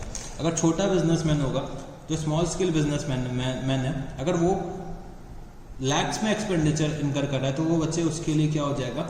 एक कैपिटल एक्सपेंडिचर हो जाएगा। तो मटेरियलिटी का जो कॉन्सेप्ट होता है वो बिजनेस टू बिजनेस डिफर करता है। जितना बड़ा बिजनेस उतना ज़्यादा मेरा मटेरियलिटी का कॉन्सेप्ट उसके लिए हो जाएगा। जैसे कि मैंने आपको एक एग्जांपल दिया था बिल गेट्स का। जब मैंने आपको मटेरियलिटी का कन्वेंशन पढ़ाया था तो मैंने आपको बिल गेट्स का ही शायद एग्जाम्पल दिया था कि बिल गेट्स के अगर 2-4 हज़ार रुपये कहीं खो जाते हैं तो उसको फ़र्क नहीं पड़ेगा, बट एक नॉर्मल बंदे के 2-4 हज़ार रुपये कहीं खो जाते हैं तो उसको फ़र्क पड़ेगा। तो ये क्या होता है? मटेरियलिटी। तो मटेरियलिटी का मतलब जितना ज़्यादा पैसा होगा तो बच्चे वो क्या डिटरमाइन करेगा? वो मेरा कैपिटल एक्सपेंडिचर है। अगर मैं छोटे अमाउंट का एक्सपेंडिचर इनकर कर रहा हूँ तो वो मेरा क्या है? रेवेन्यू एक्सपेंडिचर है। ठीक है, तो ये मेरे कुछ कंसिडरेशंस थे। ठीक, तो चलो अब हम लोग क्या करते हैं, बुक के कुछ क्वेश्चंस देखते हैं। तो आप लोग अपने इंस्टीट्यूट का स्टडी मटेरियल खोल लीजिएगा। ठीक है, हम लोग उसी से इसके क्वेश्चंस करेंगे। मैंने कुछ क्वेश्चंस अपने पास से भी दे रखे हैं तो उसकी शीट भी आपको मिल गई होगी अब तक, मैंने वो शायद सेंड कर दिया। तो वो वो क्वेश्चंस जो होंगे वो आपको खुद से करने हैं। ठीक है, मैं आपको इंस्टीट्यूट के कुछ क्वेश्चंस कराना चाहता हूँ, कुछ दिखाना चाहता हूँ कि इंस्टीट्यूट कैसे क्वेश्चंस पूछता है। तो ये बच्चे जो इंस्टीट्यूट क्वेश्चंस पूछता है वो बच्चे कंपलसरी क्वेश्चंस में जनरली आता है, ट्रू और false, in the form of true और फॉल्स। तो क्या दे रखा हुआ है? सबसे पहला ट्रांजैक्शन अगर मैं पढ़ूं तो इलस्ट्रेशन नंबर 1 ओपन कर लेना। पेज नंबर है 1.60, पेज नंबर है 1.60, ओपन कर लेना। तो illustration number 1, state with reasons whether the following statements are true और false. Overall expenses of second hand machinery purchased are revenue expenditure. तो इन लोगों ने दे रखा है कि जो हम लोग ओवरहॉलिंग के एक्सपेंसेस इनकर करते हैं, सेकेंड हैंड मशीनरी जो खरीद के लाए, वो मेरे क्या है? रेवेन्यू एक्सपेंडिचर है। तो बच्चे आपको बताना है कि ये ट्रू है कि फॉल्स है। तो सर मेरे को तो ये लग रहा है ट्रू होना चाहिए। बच्चे क्यों ट्रू होगा? समझने की कोशिश करो। अगर मैं इलस्ट्रेशन 1 की बात करता हूँ तो मैं यहाँ पे क्या लिख सकता हूँ? इलस्ट्रेशन 1 का अगर मैं आंसर लिखना चाहूँ तो मैंने यहाँ पे रजिस्टर अपना ओपन करा, यहाँ पे लिखा इलस्ट्रेशन 1 और इलस्ट्रेशन 1 का पार्ट नंबर 1। ठीक है, तो बच्चे ये जो होगा वो क्या होगा? फॉल्स होगा। फॉल्स क्यों होगा बच्चे? रेवेन्यू एक्सपेंडिचर नहीं, ये बच्चे मेरा कैपिटल एक्सपेंडिचर होता है। मैं सेकेंड हैंड मशीनरी परचेज करके लाया, तो बच्चे सेकेंड हैंड मशीनरी मैं परचेज करके लाऊं या न्यू मशीनरी परचेज करके लाऊं, मेरे को इससे क्या मतलब? मैं मशीन परचेज करके लाया हूँ ना, मशीन में अपने बिजनेस में परचेज करके लाया हूँ, तो मेरा क्या होगा? कैपिटल एक्सपेंडिचर होगा, चाहे मैं सेकंड हैंड खरीद के लाऊं या फर्स्ट हैंड खरीद के लाऊं, वो तो मेरा कैपिटल एक्सपेंडिचर हो गया। और बच्चे अगर मैं किसी भी तरीके का ओवरऑल एक्सपेंस, मतलब मशीन को उस कंडीशन में लेकर आने के लिए जो एक्सपेंसेस इनकर करते हैं जिससे कि हम लोग अपना प्रोडक्शन कर सके, तो मशीन को वर्किंग कंडीशन में लाने के लिए जो एक्सपेंसेस करते हैं वो हम क्या करते हैं?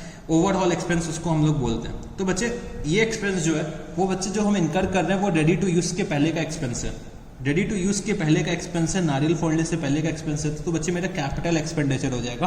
तो मैंने यहाँ पे लिखा फॉल्स, फॉल्स होना चाहिए। और चलो एक बार रीजन देखते हैं कि रीजन इंस्टीट्यूट ने क्या लिख रखा है। तो रीजन हम लोग ये लिख सकते हैं कि जो हमारे ओवरऑलिंग एक्सपेंसेस होते हैं वो वर्किंग कंडीशन पे लाने के लिए करते हैं, और वर्किंग कंडीशन पे लाने के लिए मेरे क्या होते हैं? ये कैपिटल एक्सपेंडिचर होते हैं। तो चलो इंस्टीट्यूट ने देखें क्या लिख रखा है। Overall expenses are incurred to put second hand machinery in working condition to deprive endurable long term advantage, so it should be capitalised. तो हमें क्या करना चाहिए? इसको कैपिटलाइज कर देना चाहिए। तो मेरा पहला आंसर क्या हो गया? फॉल्स। चलो दूसरा हम लोग रीड आउट करते हैं। Money spend to reduce working expenses is revenue expenditure. तो money spend to reduce working expenses is revenue expenditure. तो बच्चे ये भी क्या होना चाहिए, फॉल्स होना चाहिए। सर फॉल्स ये क्यों होगा? तो बच्चे क्या होता है कि अगर हम कोई एक्सपेंस इनकर करते हैं जिससे कि मेरा working expense, regular expenses reduce हो जाता है, तो इससे मेरा क्या होगा, अर्निंग कैपेसिटी बढ़ जाएगी। मेरे अगर रेगुलर एक्सपेंसेस कुछ कम हो रहे हैं, फॉर एग्जांपल मैं किसी चीज़ पे कोई एक्सपेंडिचर कर रहा था, let's take 2000 rupees per month, तो मैंने कोई एक ऐसा एक्सपेंडिचर करा, लेट्स टेक 10,000 रुपीज़ का कोई एक मशीन मैं लेकर आ गया।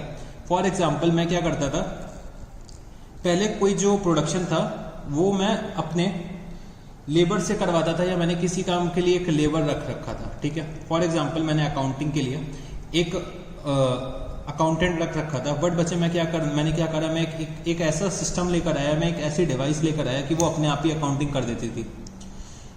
तो मैंने उस डिवाइस को लाने के लिए 10,000 रुपीज़ का एक्सपेंडिचर इनकर करा, ठीक है।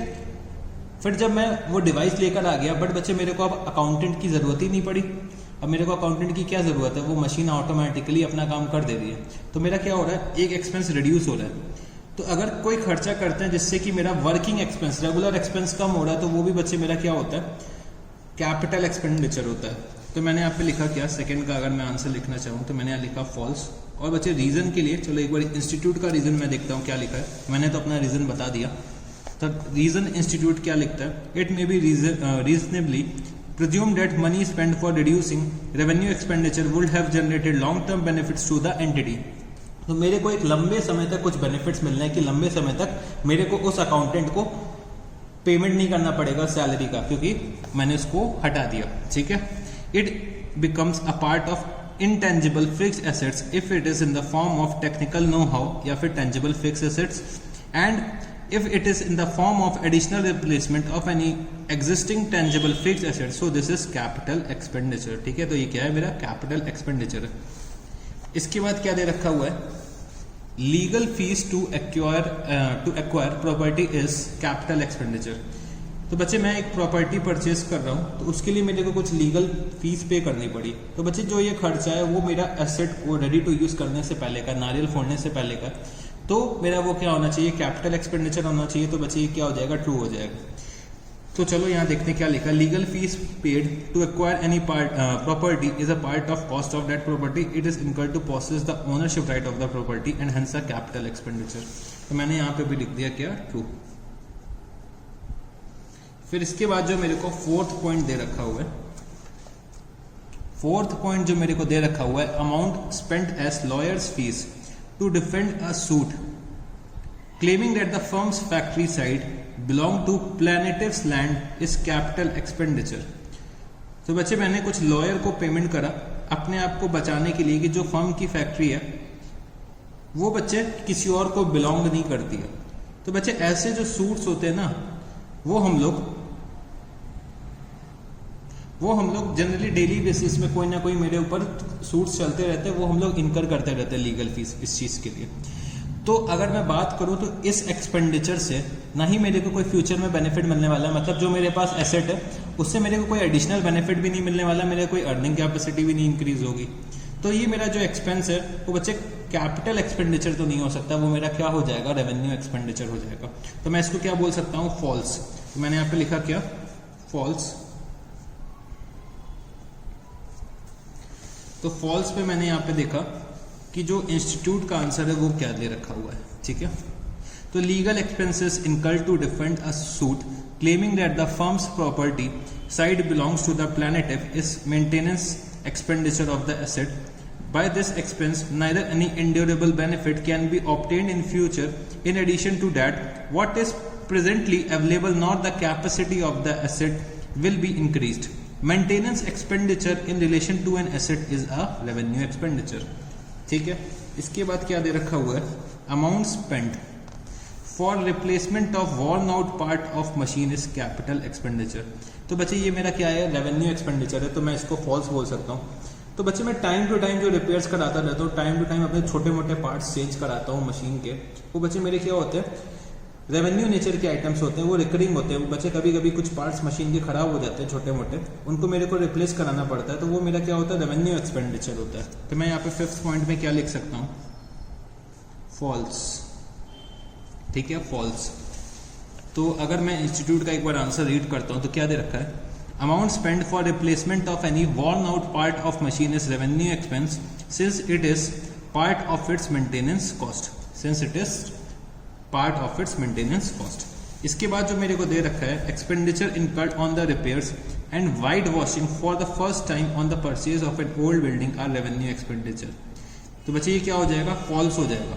क्यों हो जाएगा, कोई भी खर्चा हम लोग एसेट को रेडी टू यूज करने से पहले जो करते हैं, तो चाहे वो बिल्डिंग का वाइट वॉशिंग हो, वो बच्चे मैंने बिल्डिंग परचेज करी, बिल्डिंग को यूज करने से पहले मैंने क्या करा, उसमें वाइट वॉशिंग कराई, मतलब पुताई कराई, रंगाई कराई, तो बच्चे वो मेरा क्या है, कैपिटल एक्सपेंडिचर का है। मैंने अभी तक बिल्डिंग को रेडी टू यूज नहीं करा है, तो वो मेरा क्या होना चाहिए, मेरा कैपिटल एक्सपेंडिचर होना चाहिए। तो इन लोगों ने क्या दे रखा है, रेवेन्यू एक्सपेंस, तो ये क्या हो जाएगा, फॉल्स। तो जो ये 6th पॉइंट है मेरा, मैं यहाँ पे क्या लिख सकता हूँ, फॉल्स। ठीक है, चलो एक बार इनका भी आंसर देख लेते हैं, इन लोगों ने क्या लिख रखा है। 6 पॉइंट में इन लोगों ने लिख रखा है, repairing and white washing expenses for the first time of an old building are incurred to put building in usable condition, these are the part of the cost of building, accordingly these are capital expenditure. इसके बाद क्या दे रखा है, expenses in connection with obtaining a licence for running the cinema hall is a capital expenditure. तो बच्चे ये true है। ट्रू क्यों होगा, क्योंकि बच्चे मैं सिनेमा हॉल स्टार्ट करने जा रहा हूँ, एक नया बिजनेस में स्टार्ट करने जा रहा हूँ, मैं एक नया एक्सपेंडिचर इनकर कर रहा हूँ, तो जो भी लाइसेंस से रिलेटेड मेरे जो एक्सपेंसेस होंगे वो मेरे क्या होंगे, कैपिटल एक्सपेंडिचर होंगे। तो मैं यहाँ पे देखना चाहूँ तो क्या लिखा है, the cinema hall could not be started without licence, expenses incur to obtain the licence is a pre operative expense which is capitalise. Business शुरू करने से जो पहले का खर्चा है, बच्चे अभी तक मैं बिजनेस शुरू नहीं कर पाया, तो बिजनेस शुरू कब करूंगा, जब मेरा नारियल फूट जाएगा, जब पंडित जी पूजा कर देंगे। तो पंडित जी ने अभी तक तो पूजा करी नहीं, क्योंकि अभी तक मेरा सिनेमा हॉल बन के तैयार नहीं हुआ है। तो such expenses are amortised over a period of time. तो मैंने यहाँ पे लिखा 7 पॉइंट क्या, ट्रू। ठीक है, इसके बाद जो दे रखा है, amount spent for construction of temporary huts which were never for construction of the cinema house and were demolished when the cinema house was ready is capital expenditure। तो बच्चे ट्रू है, मेरे को कुछ हट्स बनाने की जरूरत पड़ी। हट्स क्यों मैंने बनाई, तो बच्चे क्या होता है ना, हम लोग सीमेंट वगैरह परचेज करते हैं, बहुत सारा मटेरियल परचेज करते हैं अपने बिल्डिंग्स को बनाने के लिए, सिनेमा हॉल को बनाने के लिए। तो बच्चों वो सब मटेरियल जो है वो सेफ रहे, इसलिए हम लोग क्या करते हैं, हट्स बनाते हैं, और उन हट्स को डिमोलिश कर देते हैं जब मेरा बिल्डिंग या सिनेमा हॉल बन के तैयार हो जाता है। तो वो एक्सपेंडिचर जो हमने इनकर करा है, वो बच्चे सिनेमा हॉल को बनाने के लिए इनकर करा है, तो ये मेरा क्या हो जाएगा, कैपिटल एक्सपेंडिचर हो जाएगा। तो बच्चे ये क्या है, ट्रू होना चाहिए। तो मैंने यहाँ पे एक बार इंस्टीट्यूट का आंसर देखा, तो क्या दे रखा है, the cost of temporary huts constructed which were necessary for the construction of cinema house is the part of construction cost of the cinema house, therefore such cost are to be capitalised. तो मैंने यहाँ पे क्या लिख दिया, 8th point पे true. तो बच्चे हम लोगों ने इलस्ट्रेशन नंबर 1 कर लिया। ठीक है, इलस्ट्रेशन नंबर 1 मैंने आपको करा दिया है। इसके बाद आपको जो इलस्ट्रेशन नंबर 2 है वो खुद से करना है। ठीक है, इसमें कुछ भी नहीं है, बहुत इजी से पॉइंट्स दे रखे हैं, इसको आपको खुद से करना है। तो इलस्ट्रेशन नंबर 2 जो है वो आपका होमवर्क में है। ठीक है, इलस्ट्रेशन नंबर 2 जो है वो आपका क्या है, होमवर्क में है। तो इसके बाद चलो अब हम लोग और आगे बढ़ते हैं और टॉपिक को और आगे लेकर चलते हैं। ठीक है, तो नेक्स्ट पॉइंट जो मेरे को डिस्कस करना है वो मेरा क्या है, capital receipt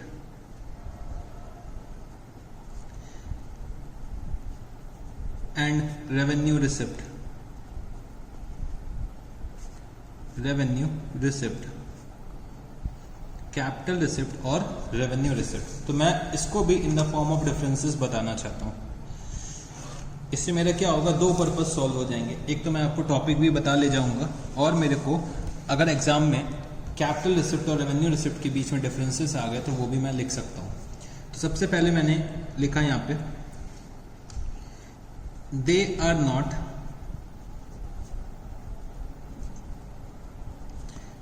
are not received in the ordinary course of business, in the ordinary course of business। यहाँ पे क्या लिख सकता हूं, they are received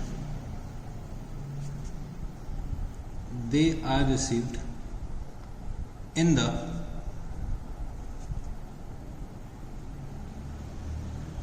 the ordinary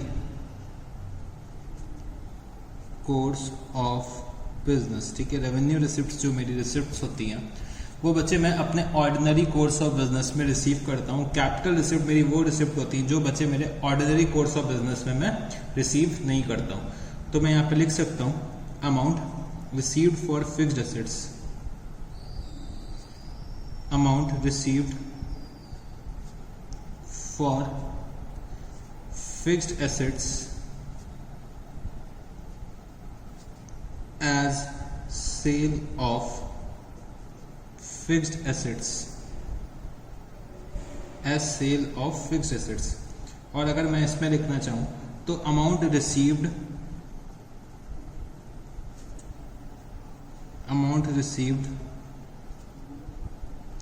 from floating assets. अच्छा, फ्लोटिंग एसेट्स मेरे वो एसेट्स होते हैं जैसे कि मेरा इन्वेंट्री को मैं सेल परचेज करता हूँ तो वो मेरा क्या फ्लोटिंग एसेट है, वो मतलब चेंज होता रहता है। तो amount received from floating assets मेरे क्या होते हैं, रेवेन्यू रिसिप्ट्स होते हैं। ठीक है, इसके बाद अगर मैं लिखना चाहूँ तो मैं क्या लिख सकता हूँ, amount received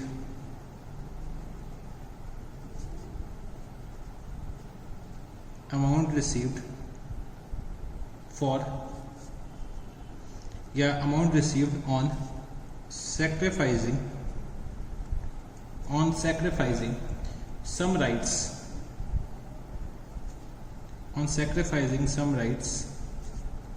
is a capital receipt, और मैं यहाँ पे क्या लिख सकता हूँ, amount received as compensation,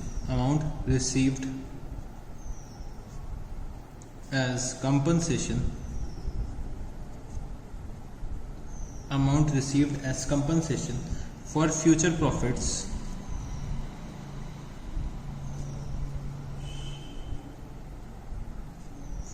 profits is revenue receipt, तो amount received as compensation for future profit is revenue receipt. ठीक है, चौथे पॉइंट में चाहूँ तो मैं एक एग्जांपल लिख सकता हूँ कि एग्जांपल क्या हो गया, सेल ऑफ फिक्स्ड एसेट्स। ठीक है, सेल ऑफ फिक्स्ड एसेट्स ये मेरा क्या होता है, कैपिटल रिसिप्ट होता है। और यहाँ पे मैं एग्जांपल लिखना चाहूँ तो सेल ऑफ इन्वेंट्री या फिर गुड्स, ये मेरा क्या हो जाएगा, एग्जाम्पल हो जाएगा रेवेन्यू रिसिप्ट का। तो बच्चे कैपिटल रिसिप्ट और रेवेन्यू रिसिप्ट इतना ही होता है। ठीक है, फिर मैं अब आना चाहता हूं कैपिटल प्रॉफिट और रेवेन्यू प्रॉफिट में।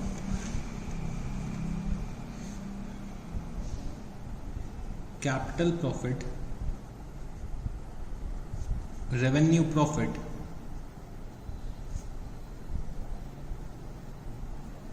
कैपिटल प्रॉफिट और रेवेन्यू प्रॉफिट, तो इसको भी हम लोग एक बार लिख के ख़त्म करते हैं, क्योंकि जो समझाने के पॉइंट ऑफ व्यू से था तो बच्चे मैंने अपने जो कॉन्सेप्ट बिल्डिंग क्वेश्चन को जब मैंने बताया था तभी मैंने आपको टॉपिक समझा दिया था। तो समझाने के पॉइंट ऑफ व्यू से अभी मेरे पास ऐसा सच और कुछ नहीं है, मेरे को बस अब टॉपिक्स को थोड़ा सा नोट डाउन कराना है कि अगर एग्ज़ाम में आ जाए तो हम लोग कैसे सॉल्व करेंगे। तो हम लोग क्या लिख सकते हैं कैपिटल प्रॉफिट के बारे में, profits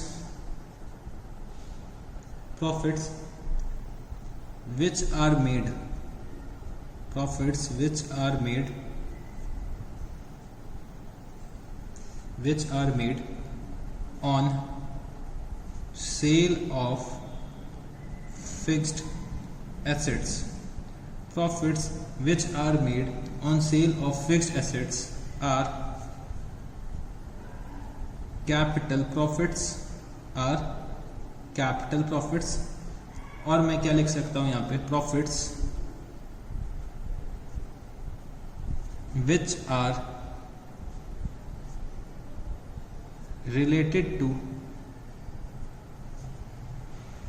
which are related to day-to-day operation, day-to-day operations, day-to-day operations are revenue profits, are revenue profits. ठीक है, अगर मैं इसके एग्जाम्पल लिखना चाहूँ तो मैं क्या लिख सकता हूँ? तो एग्जाम्पल नंबर 1 मैं लिख सकता हूँ कि profit on sale of fixed assets, profit on sale of fixed assets. अगर मैं और एग्जाम्पल्स लिखना चाहूँ तो बच्चे यहाँ पे मैं और क्या लिख सकता हूँ? Amount forfeited on shares. तो बच्चे जब हम लोग अकाउंटिंग फॉर शेयर्स पढ़ेंगे, कंपनी अकाउंट्स पढ़ेंगे, तो उसमें ये चीज़ सीखेंगे कि अमाउंट फॉरफिटेड ऑन शेयर्स जो होता है वो मेरा कैपिटल प्रॉफिट होता है। सर ये फॉरफीचर का मतलब क्या है, ये शेयर्स क्या होते हैं? तो जब बच्चे हम उस टॉपिक में पहुंचेंगे तब हम लोग बहुत डिटेल में डिस्कस करेंगे। अभी के लिए आप नोट डाउन कर लो कि अमाउंट फॉरफिटेड ऑन शेयर्स भी मेरा क्या होता है? कैपिटल प्रॉफिट होता है। और अगर मैं बोलना चाहूँ तो और क्या बोल सकता हूँ? Premium on issue of shares and debenture, premium on issue of shares and debentures भी मेरा क्या होता है? एक तरीके का कैपिटल प्रॉफिट होता है। सर ये शेयर्स डिबेंचर्स क्या होते हैं? जब बच्चे मैं अपना कंपनी अकाउंट्स पढ़ाऊंगा तब मैं आपको बहुत डिटेल में पढ़ाऊंगा इसके बारे में भी। तो अभी आप लोग बस नोट डाउन कर लो, जब हम लोग कंपनी अकाउंट्स पढ़ चुके होंगे तब आपको इसका मतलब समझ में आ जाएगा। तो अभी के लिए बस नोट डाउन कर लो, ठीक है? और क्या लिख सकते हैं? Premium on redemption of debentures भी मेरा कैपिटल प्रॉफिट होता है। Premium on redemption of debentures, premium on redemption of debentures. अगर मैं यहाँ पे एग्जांपल लिखना चाहूँ तो मैं क्या लिख सकता हूँ? Profit indicated, profit indicated by profit and loss account, by profit and loss account is a revenue profit, ठीक है? is a revenue profit। तो अगर मैं कैपिटल प्रॉफिट को इन द फॉर्म ऑफ एक फॉर्मूला लिख दूं तो मैं क्या लिख सकता हूं? Capital profit arises when capital receipt is greater than capital expenditure,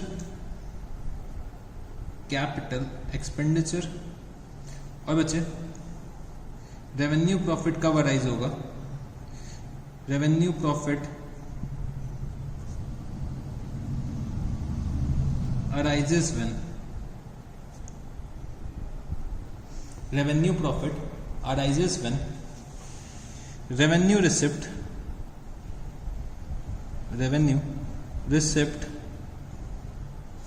is greater than revenue expenditure, ठीक है?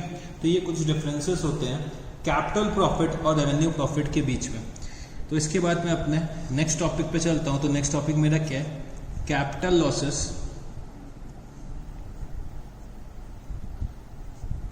Losses, revenue losses, capital losses and revenue losses. तो चलो इसके बारे में भी हम लोग लिख लेते हैं। तो कैपिटल लॉसेस और रेवेन्यू लॉसेस, तो सबसे पहले मैं यहाँ पे क्या लिख सकता हूँ कैपिटल लॉस और रेवेन्यू लॉस के बारे में? दीज लॉसेस, अच्छा मैं चाहूँ तो यहाँ पे एक और प्रॉफिट पॉइंट लिख सकता हूँ क्या कैपिटल प्रॉफिट और रेवेन्यू प्रॉफिट में? These are earn not in the ordinary course of business, these are earn in the ordinary course of business. मतलब ये नॉन रिकरिंग है नेचर में, ये रिकरिंग है नेचर में। ये भी एक मैं पॉइंट लिख सकता हूँ। तो ये भी आप लोग एक क्या करिएगा, यहाँ पे लिख लीजिएगा, यहाँ पे छोटा सा लिख लीजिएगा, non recurring in nature, non recurring in nature, और ये क्या होता है? Recurring in nature,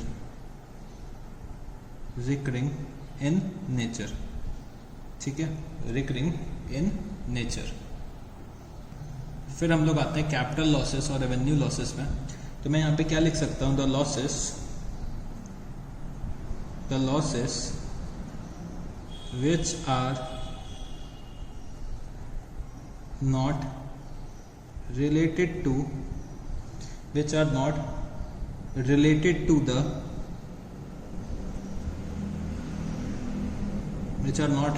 the normal course of business, are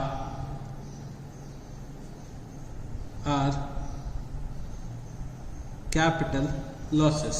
ठीक है, फिर मैं यहाँ पे क्या लिख सकता हूँ, the losses which are incurred in the normal course of business, which are incurred in the normal course of business, the losses which are incurred in the normal course of business, उसको हम लोग क्या बोल सकते हैं, अपना revenue loss बोल सकते हैं। ठीक है, इसके बाद अगर मैं एग्जांपल लिखना चाहूँ तो एग्जांपल में क्या लिख सकता हूँ, तो all the losses related to capital assets मेरे क्या होते हैं, कैपिटल लॉस होते हैं। तो मैं लिख सकता हूँ यहाँ पे loss on sale of fixed assets, loss on sale of fixed assets, loss on sale of fixed assets। ठीक है, इसके बाद मैं और क्या लिख सकता हूँ, loss on issue of shares या debentures, loss on issue of shares and debentures. तो बच्चे जब हम लोग शेयर्स या डिबेंचर्स इशू करते हैं तब जो लॉस होता है इशू में, वो भी मेरा क्या होता है, कैपिटल लॉस होता है। तो जब हम लोग अपने कंपनी अकाउंट्स में पहुंच जाएंगे तब हम लोग इसके बारे में बहुत डिटेल में डिस्कस करेंगे। ठीक है, अगर मैं यहाँ पे एग्जांपल लिखना चाहूँ तो मैं क्या लिख सकता हूँ, net loss indicated by profit and loss account. ठीक है, ये मैं लिख सकता हूँ। अगर एक और पॉइंट मैं लिखना चाहूँ तो मैं क्या लिख सकता हूँ, embezzlement of money, embezzlement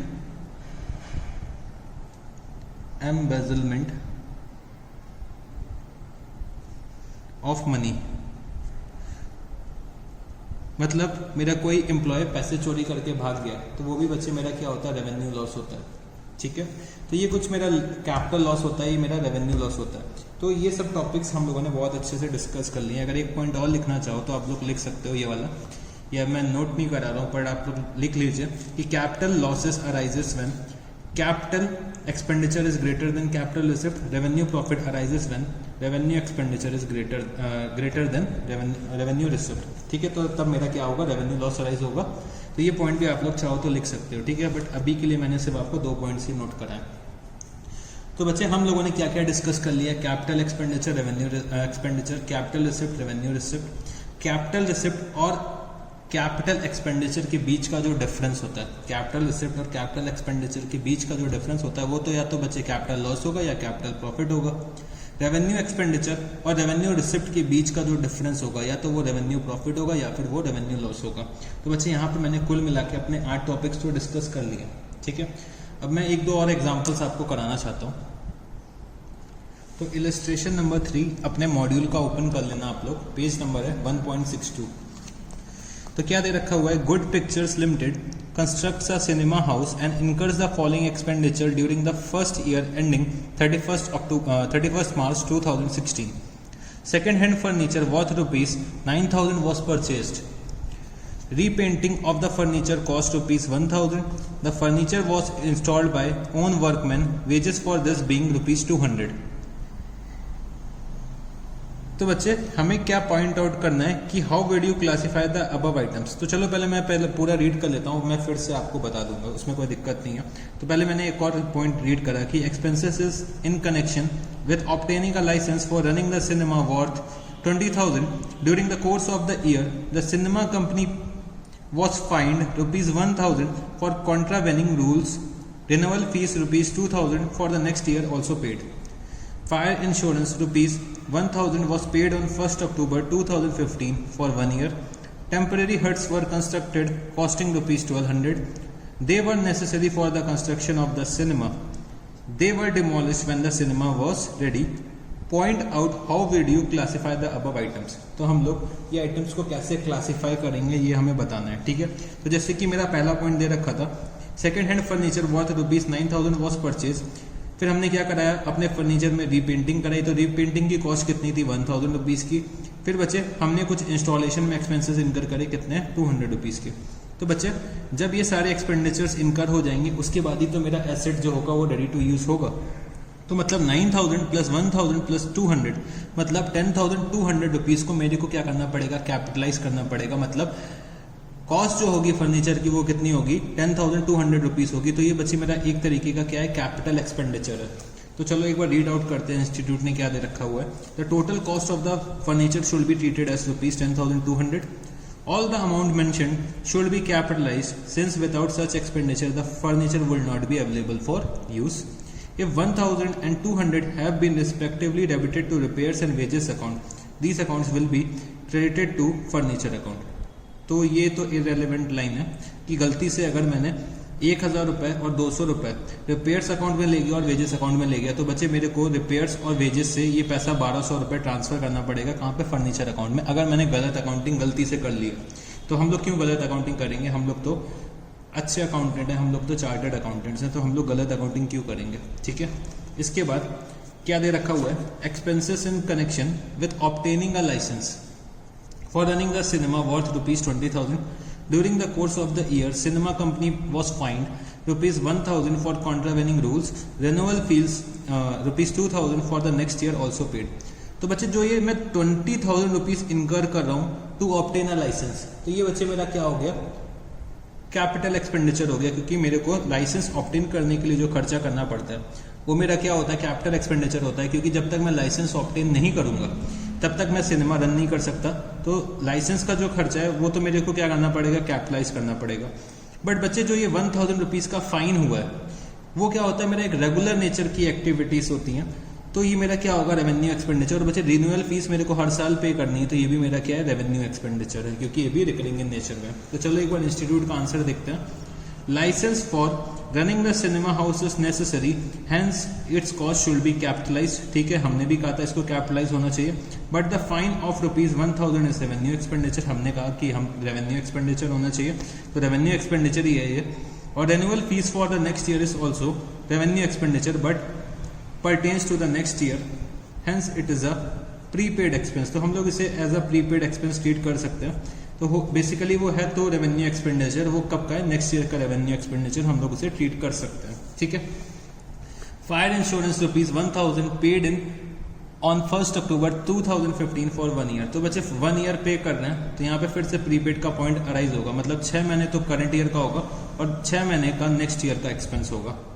ठीक है, तो ये तो क्या हो गया, मेरा रेवेन्यू एक्सपेंडिचर तो है, और रेवेन्यू एक्सपेंडिचर के साथ साथ मेरा ये क्या है, प्रीपेड एक्सपेंस भी है। तो half of the insurance premium pertain to the year beginning on 1 April 2016, hence such amount should be treated as prepaid expenses, the remaining amount is revenue expenses. ठीक है, चलो जी और देखते हैं अगला पॉइंट क्या दे रखा हुआ है। Temporary huts were constructed costing rupees 1200, they were necessary for the construction of cinema, they were demolished when the cinema was ready। तो ये बच्चे वो खर्चा है जो मेरे को सिनेमा हॉल रेडी करने के लिए इनकर करना पड़ा। तो बच्चे ये क्या, मेरा कैपिटल एक्सपेंडिचर है, तो ये मेरे को कॉस्ट के साथ कैपिटलाइज करना पड़ेगा। तो देखते हैं क्या लिखा हुआ है। Temporary huts were necessary for the construction, their cost should be added to the cost of cinema hall, thus capitalized. तो इलस्ट्रेशन नंबर 3 मैंने यहाँ पे कर लिया। तो चलो बच्चे इलस्ट्रेशन नंबर 5 पे आप आ जाओ। इलस्ट्रेशन नंबर 5 तो क्या दे रखा हुआ है, classify the following expenditures and receipts as capital और रेवेन्यू। तो 10,000 spend as travelling expense of the directors on trips abroad for purchase of capital asset. तो बच्चे हम लोग कैपिटल एसेट को परचेज करने के लिए फॉरेन जा रहे हैं, तो जो ये एक्सपेंडिचर हम इनकर कर रहे हैं ट्रैवल का, वो बच्चे हम लोग अपने कैपिटल एसेट के लिए करें कि हम लोग कैपिटल एसेट खरीद के ले आए। तो बच्चे जो भी एक्सपेंडिचर हम लोग कैपिटल एसेट के परचेज से रिलेटेड इनकर करते हैं, जो भी एक्सपेंडिचर हम लोग रेडी टू यूज के पहले करते हैं तो वो मेरा क्या होता है, कैपिटल एक्सपेंडिचर होता है। तो बच्चे कैपिटल एक्सपेंडिचर ये हो गया, ठीक है। फिर amount received from trade receivables during the year, तो ये बच्चे मेरा क्या हो जाएगा, रेवेन्यू रिसिप्ट होगा, क्योंकि ट्रेड रिसीवेबल्स जो मेरे बिजनेस के कस्टमर्स होते हैं वो तो मेरे को टाइम टू टाइम पेमेंट करेंगे। ये क्या है, रेगुलर नेचर की एक्टिविटी है, तो ये क्या हो गया, revenue receipt.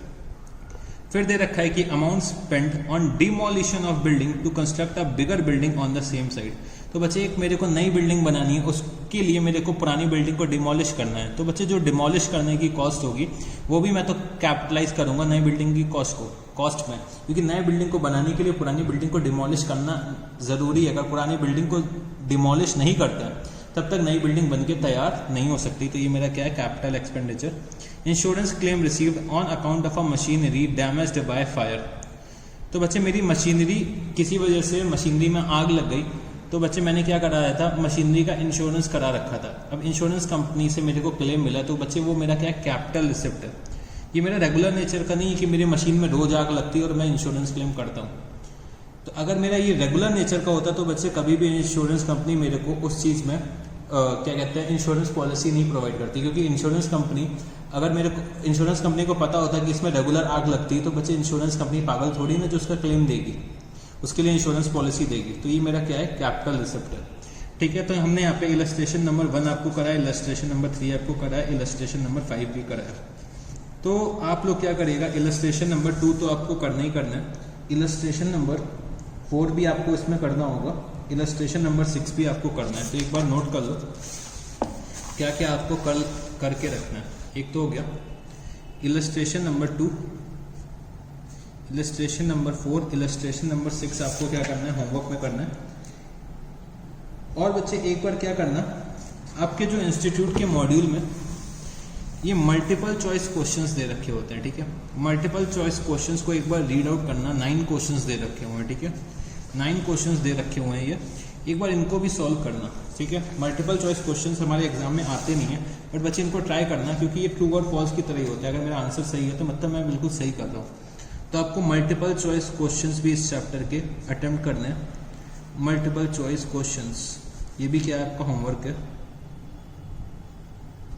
Multiple choice questions. तो ये सब मैं क्या लिख रहा हूँ, होमवर्क में लिख रहा हूँ। और बच्चे और क्या है आपके होमवर्क में, ये मैंने आपको एक शीट दे रखी हुई है कैपिटल एंड रेवेन्यू की, ठीक है। तो ये आप लोगों को मिल गई होगी। तो ये कैपिटल एंड रेवेन्यू की जो शीट है, एक पहला, दूसरा और तीसरा क्वेश्चंस तो बहुत ईजी है, मतलब थ्योरेटिकल क्वेश्चन है। कैपिटल एक्सपेंडिचर क्या होता है, रेवेन्यू एक्सपेंडिचर क्या होता है, कैपिटल और रेवेन्यू एक्सपेंडिचर के बीच में डिफरेंस क्या होता है, ये सब चीज़ें हम लोग डिस्कस कर चुके हैं। आपको क्या करना है, ये जो क्वेश्चन दे रखे हैं, क्वेश्चन नंबर 4 से लेकर क्वेश्चन नंबर 7 तक, मतलब क्वेश्चन नंबर 4, 5, 6 और 7। तो अगर मैं शीट की बात करूं, क्वेश्चन बैंक की बात करूं, तो क्वेश्चन बैंक का आपको क्वेश्चन नंबर 4 to 7 करना है, ठीक है। सब क्वेश्चंस मतलब 5 मिनट के ऊपर नहीं देंगे, और क्वेश्चंस जो आपको करने हैं वो विथ रीजंस करने हैं, ठीक है, विथ रीजंस, कि इसके पीछे का रीजन क्या है। तो ये सारे क्वेश्चंस एक बार आपको ट्राई करना है। तो बच्चे ये जो क्वेश्चंस होते हैं वो कम से कम 2 से 4 मार्क्स एग्जाम में कैरी करते हैं। आपको एग्जाम में ट्रू और फॉल्स के क्वेश्चंस है वो डेफिनेटली आते हैं। पहला क्वेश्चन होता है कंपलसरी क्वेश्चन होता है 12 मार्क्स का, तो 6 क्वेश्चंस होते हैं 2-2 मार्क्स के। उसमें से जनरली एक्सपेक्टेड होता है कि 2 क्वेश्चंस इस चैप्टर से आ जाते हैं। तो 2 से 4 मार्क्स का ये चैप्टर कैरी करता है। तो आपको ट्रू और फॉल्स बहुत अच्छे से आने चाहिए, ठीक है। तो एक बार खुद से एक बार अटेम्प्ट करो कि कौन सा मेरा कैपिटल एक्सपेंडिचर है, कौन सा मेरा रेवेन्यू एक्सपेंडिचर है, या कैपिटल रिसिप्ट है या रेवेन्यू रिसिप्ट है। एक बार अटेम्प्ट करो। अगर किसी भी क्वेश्चन में कोई भी दिक्कत आ रही है तो आप मेरे से डायरेक्टली पूछ लो, ठीक है। इस चैप्टर में कुछ भी नहीं है, बहुत ईजी सा चैप्टर है। तो चलो इतना आपको होमवर्क में तो करना ही करना है। अब मेरा जो लास्ट टॉपिक इस चैप्टर का रह गया वो भी मैं कराना चाहता हूँ। तो इसके बाद क्या होगा, ये चैप्टर फिनिश हो जाएगा। तो जो मैं लास्ट टॉपिक की बात करना चाहता हूँ बच्चे, उसका नाम क्या है, deferred revenue expenditure. Deferred revenue expenditure. तो एक इसको मेरे साथ पहले नोट कर लेना। An expenditure, an expenditure which is of revenue in nature an expenditure which is of revenue in nature, but its benefit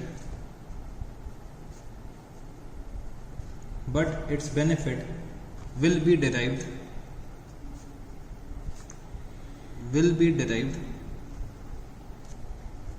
for a very long period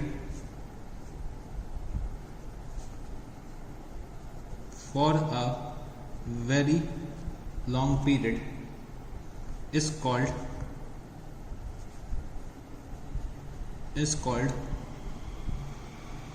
deferred revenue expenditure.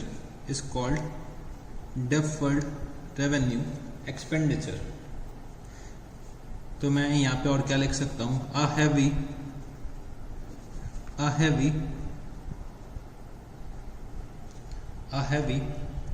revenue expenditure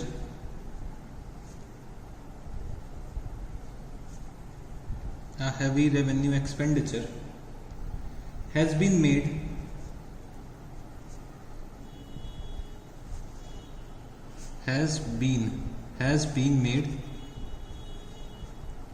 in lump sum, but its use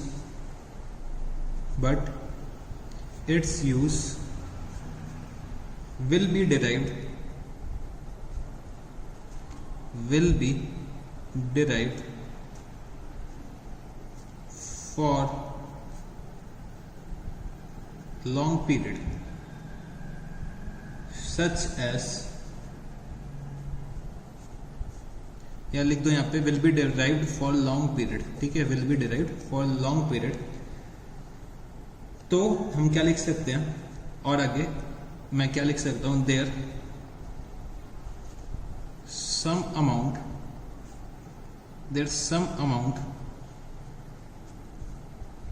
is shown in profit and loss account, and remaining amount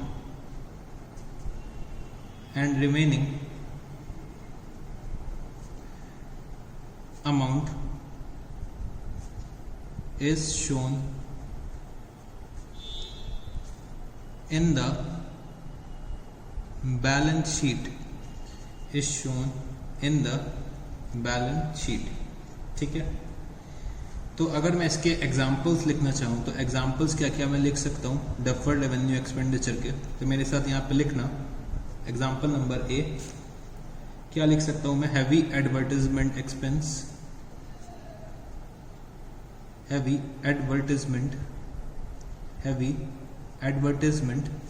expenses, और क्या मैं लिख सकता हूँ, discount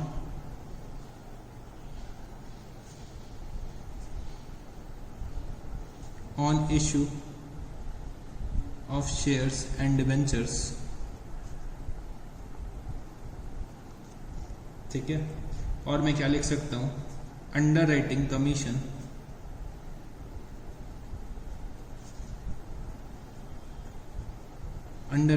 commission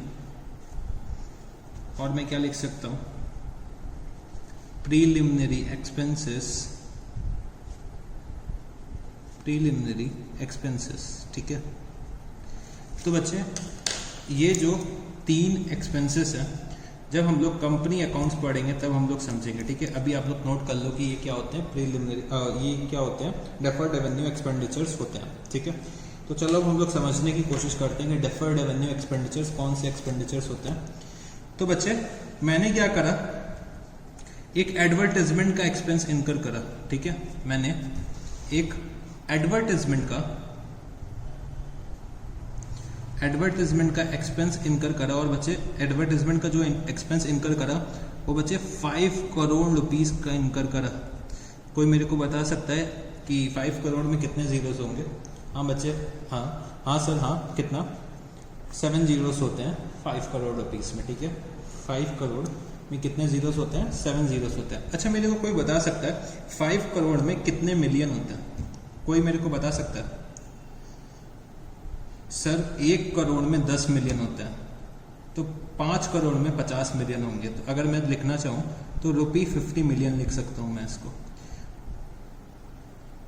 मतलब मैं क्या लिख सकता हूँ, 1 करोड़ में 10 मिलियन होता है, तो 50 करोड़ में मैं कितने लिख सकता हूँ, 50 मिलियन। ठीक है, ठीक है। 5 करोड़ में मैं कितने लिख सकता हूँ, 5 करोड़ में 50 मिलियन। 1 करोड़ में 10 मिलियन, तो 5 करोड़ में 50 मिलियन। 1 मिलियन कितने के बराबर होता है, 10 लाख के बराबर होता है। ठीक है, 1 मिलियन 10 लाख के बराबर होता है, तो बच्चे 5 करोड़ 50 मिलियन के बराबर होता है। ठीक है, ये तो हो गई एक नॉर्मल सी बात है। तो एडवर्टाइजमेंट एक्सपेंस मैंने कितने का इनकर करा, 5 करोड़ रुपए का इनकर करा। तो बच्चे एडवर्टाइजमेंट एक्सपेंस क्या होता है, वो मेरा रेवेन्यू एक्सपेंडिचर होता है।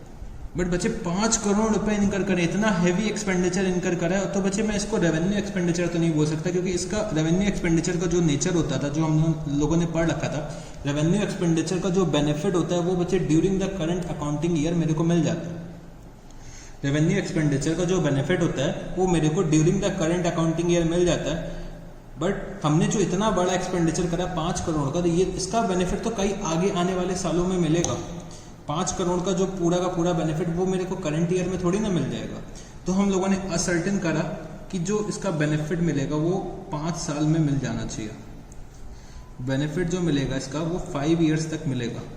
तो इसका नेचर क्या है, नेचर तो रेवेन्यू एक्सपेंडिचर का है, क्योंकि एडवर्टाइजमेंट के जो खर्चे होते हैं वो बच्चे हम अपने बिजनेस को प्रमोट करने के लिए करते हैं, अपने प्रोडक्ट को प्रमोट करने के लिए करते हैं। तो ये होता तो रेवेन्यू एक्सपेंडिचर है, बट बच्चे रेवेन्यू एक्सपेंडिचर इतने हैवी अमाउंट का मैंने कर रखा है, तो इसका बेनिफिट तो मेरे को कई साल तक मिलेगा। तो मतलब डेफर्ड रेवेन्यू एक्सपेंडिचर मेरे क्या होते हैं, वो रेवेन्यू एक्सपेंडिचर्स जिनका बहुत हैवी अमाउंट होता है और जिनका बेनिफिट मेरे को आगे आने वाले कई सालों तक मिलता है। तो इसीलिए हम लोग क्या करते हैं, रेवेन्यू एक्सपेंडिचर के आगे एक शब्द लगा देते हैं, डेफर्ड। डेफर्ड का मतलब क्या हो जाता है, मैं अपने एक्सपेंडिचर्स को आगे के लिए डेफर कर रहा हूं, मतलब आगे के लिए मैं क्या कर रहा हूं, बढ़ा रहा हूं। तो डेफर्ड का मतलब यही होता है कि हम लोग अपने एक्सपेंसेस को आगे के लिए क्या कर रहे हैं, बढ़ा रहे हैं। तो डेफर्ड कर रहे हैं किसको, रेवेन्यू एक्सपेंडिचर को। डिफर कर रहे हैं, डिफर करना, किसी चीज को डिले करना। ठीक है, तो एक्सपेंडिचर्स ये हमने क्या करा, 5 करोड़ रुपए का एक्सपेंडिचर करा, उसका बेनिफिट मेरे को पता चला 5 साल तक करना है। ठीक है, तो मैं इसका कैसे ट्रीटमेंट करूंगा, 5 साल तक अगर मेरे को बेनिफिट मिलना है, तो मैंने क्या करा, मैंने एक छोटा सा ऐसे एक डायग्राम बनाया और इसको मैंने 5 पार्ट्स में डिवाइड कर लिया। ठीक है, तो मतलब 5 करोड़ रुपए इनकर करा और 5 साल में बेनिफिट मिलना है, मतलब हर साल का जो एक्सपेंडिचर होना चाहिए वो 1 करोड़ रुपए होना चाहिए, क्योंकि मेरे को 5 साल बेनिफिट मिल रहा है। तो हम लोग ये मान लेते हैं कि हर साल इक्वल बेनिफिट मिलता है, तो हर साल का जो एक्सपेंस हम मानेंगे वो कितना हो जाएगा, 1 करोड़ रुपए हर साल का एक्सपेंस हो जाएगा। ठीक है, तो जैसे कि मैं फर्स्ट ईयर में होऊंगा, तो फर्स्ट ईयर में मैं क्या करूंगा, 1 crore rupees profit and loss account में ले जाऊंगा एज एन एक्सपेंस। और बच्चे जो ये 4 करोड़ रुपीस का एक्सपेंडिचर मैं और इनकर कर चुका हूँ, उसको बच्चे मैं अपने बैलेंस शीट में एसेट के साइड में दिखाऊंगा as a deferred revenue expenditure, या फिर हैवी एडवर्टाइजमेंट एक्सपेंस के नाम से मैं एसेट दिखा दूंगा। कहाँ पे, बैलेंस शीट में। ठीक है, जब मैं सेकेंड ईयर में आऊंगा फिर से मैं क्या करूंगा, प्रॉफिट एंड लॉस में 1 करोड़ रुपीस लिख दूंगा, और बच्चे जो रिमेनिंग 3 करोड़ रुपीस है फिर से मैं कहाँ पे दिखाऊंगा, एसेट में दिखाऊंगा, बैलेंस शीट में 3 करोड़ रुपीस से। फिर मैं जब नेक्स्ट ईयर में आऊंगा फिर से 1 crore rupees profit and loss में ले जाऊंगा, और बच्चे जो ये 2 करोड़ रुपीस बचेगा एसेट के बैलेंस शीट में मैं लिख दूंगा। फिर बच्चे फिर से 1 crore rupees profit and loss में लिख दूंगा, और जो ये 1 करोड़ है फिर से एसेट के बैलेंस शीट साइड में आ जाएगा। फिर बच्चे जो लास्ट ईयर में मैं क्या करूंगा, प्रॉफिट एंड लॉस मैं पूरा का पूरा राइट ऑफ करके खत्म कर दूंगा, और बच्चे मेरा एसेट खत्म हो जाएगा बैलेंस शीट से। तो ये बच्चे क्या होता है, लॉजिक होता है, डेफर्ड रेवेन्यू का ट्रीटमेंट हम लोग ऐसे करते हैं। तो एक साल में हम लोग क्या करते हैं, एक्सपेंडिचर को राइट ऑफ करते रहते हैं, और जब तक एक्सपेंडिचर पूरी तरह से राइट ऑफ नहीं होता है तब तक वो मेरे बैलेंस शीट में भी अपेयर होता रहता है। तो डेफर्ड रेवेन्यू एक्सपेंडिचर्स मेरे वो एक्सपेंडिचर्स होते हैं, वो रेवेन्यू एक्सपेंडिचर्स होते हैं जिनका बेनिफिट मेरे को आगे आने वाले कई सालों तक मिलना है। ठीक है, तो रेवेन्यू एक्सपेंडिचर और डेफर्ड रेवेन्यू एक्सपेंडिचर का क्लासिफिकेशन हम लोग इस तरीके से कर सकते हैं कि उसका बेनिफिट, रेवेन्यू एक्सपेंडिचर का जो बेनिफिट होता है वो करंट ईयर में मिल जाता है, डेफर्ड रेवेन्यू एक्सपेंडिचर का जो बेनिफिट होता है वो आगे आने वाले कई सालों तक मिलता है। रेवेन्यू एक्सपेंडिचर में हम लोग इतना हैवी अमाउंट नहीं इनकर करते हैं, डेफर्ड रेवेन्यू एक्सपेंडिचर में हम लोग एक हैवी अमाउंट इनकर करते हैं। तो कभी हमसे पूछ लिया जाए कि रेवेन्यू एक्सपेंडिचर और डेफर्ड रेवेन्यू एक्सपेंडिचर में क्या डिफरेंस होता है, तो हम ये बता सकते हैं। तो आपको मैं एक और क्वेश्चन होमवर्क में देना चाहता हूँ कि डिफरेंशिएट, आपको डिफरेंसेस लिखना है, differences between revenue expenditure and deferred revenue expenditure. ठीक है, ये आपका क्या होमवर्क का एक और काम हो गया। ठीक है, तो डिफरेंस बिटवीन रेवेन्यू एक्सपेंडिचर और डेफर्ड रेवेन्यू एक्सपेंडिचर।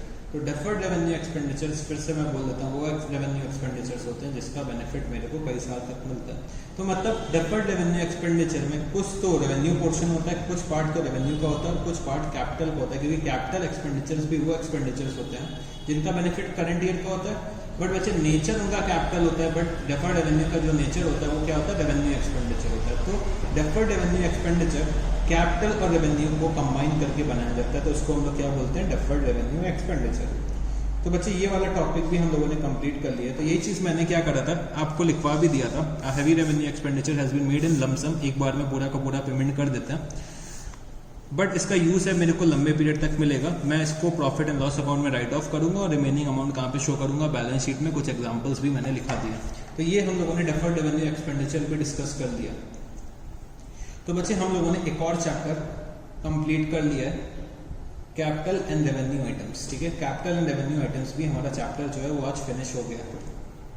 तो आज की क्लास में हम लोगों ने क्या क्या पढ़ा, सबसे पहले हम लोगों ने पढ़ा था, एक एग्जाम्पल करा था, कॉन्सेप्ट बिल्डिंग क्वेश्चन करा था। उसमें मैंने आपको एक फर्नीचर का एग्जाम्पल दिया था और एक मोबाइल का एग्जाम्पल दिया था।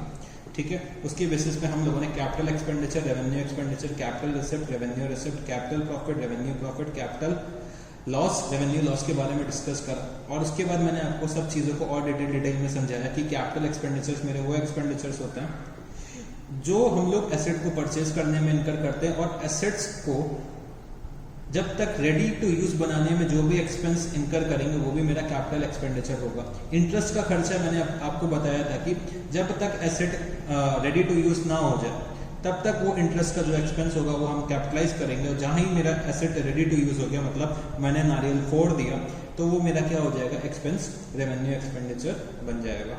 ठीक है, revenue expenditure recurring in nature होते हैं, capital expenditure earning capacity increase करते हैं, नॉन रिकरिंग इन नेचर होते हैं।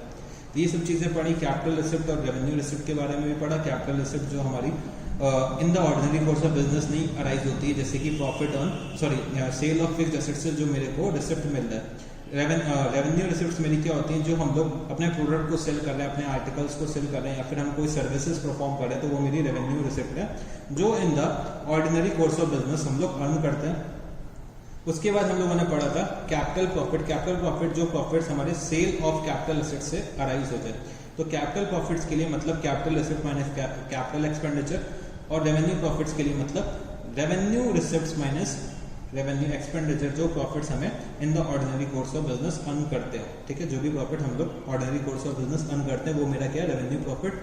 फिर मेरा आता है कैपिटल लॉस और मेरा जो आता है कैपिटल लॉस और रेवेन्यू लॉस। कैपिटल लॉस वो लॉस होता है जो हम लोग अर्न करते हैं या सफर करते हैं, बोल सकते हैं हम अर्न या सफर करते हैं, not in the ordinary course of business. तो ये रिकरिंग नेचर का नहीं होता। जैसे कि हम लोगों ने अपने कैपिटल एसेट्स को सेल करा और बच्चे मेरे को लॉस हो गया, तो ये मेरा क्या कैपिटल लॉस है। और रेवेन्यू लॉस मेरा वो होता है जैसे कि मेरे एम्प्लॉय ने कोई चोरी कर ली या फिर नेट लॉस मेरा निकल के आ रहा है, जो हम लोग ऑर्डिनरी कोर्स ऑफ बिजनेस में इनकर करते हैं। फिर डेफर्ड रेवेन्यू एक्सपेंडिचर के बारे में मैंने आपको बताया कि डेफर्ड रेवेन्यू एक्सपेंडिचर का जो नेचर होता है वो रेवेन्यू एक्सपेंडिचर की तरह होता है, बट बच्चे इतना हैवी अमाउंट करते हैं कि एक साल में पूरा का पूरा एक्सपेंस नहीं लिख सकते हैं। तो उसका बेनिफिट है जो मेरे को कई साल आगे आने वाले सालों तक मिलता है, तो वो मेरा क्या होता है, डेफर्ड रेवेन्यू एक्सपेंडिचर बन जाता है। तो जब तक वो पूरा का पूरा एक्सपेंडिचर हम लोग राइट ऑफ नहीं कर देते हैं, तो हम लोग किस पे दिखाते हैं, बैलेंस शीट में दिखाते हैं, और हर साल थोड़ा थोड़ा जो राइट ऑफ कर रहे हैं वो हम कहाँ पे लेकर जाते हैं, प्रॉफिट एंड लॉस अकाउंट में। फिर मैंने आपको थोड़ा बहुत होमवर्क भी दे रखा था, कुछ क्वेश्चंस होमवर्क में दे रखे हैं, कुछ इलस्ट्रेशंस दिए थे इंस्टीट्यूट के मॉड्यूल से, और क्वेश्चन बैंक मैंने आपको क्वेश्चन बैंक में क्वेश्चन नंबर शायद 4 to 7 दे रखा है होमवर्क में। ठीक है, तो चलो बच्चे आज के लिए इतना ही है, क्योंकि हम लोगों का ये चैप्टर फिनिश होने को आ गया है। तो नेक्स्ट टर्न पे हम लोग एक नया चैप्टर फिर से शुरू करेंगे। तो आज के लिए इतना ही है। Thank you guys, see you, tata, good night, bye bye.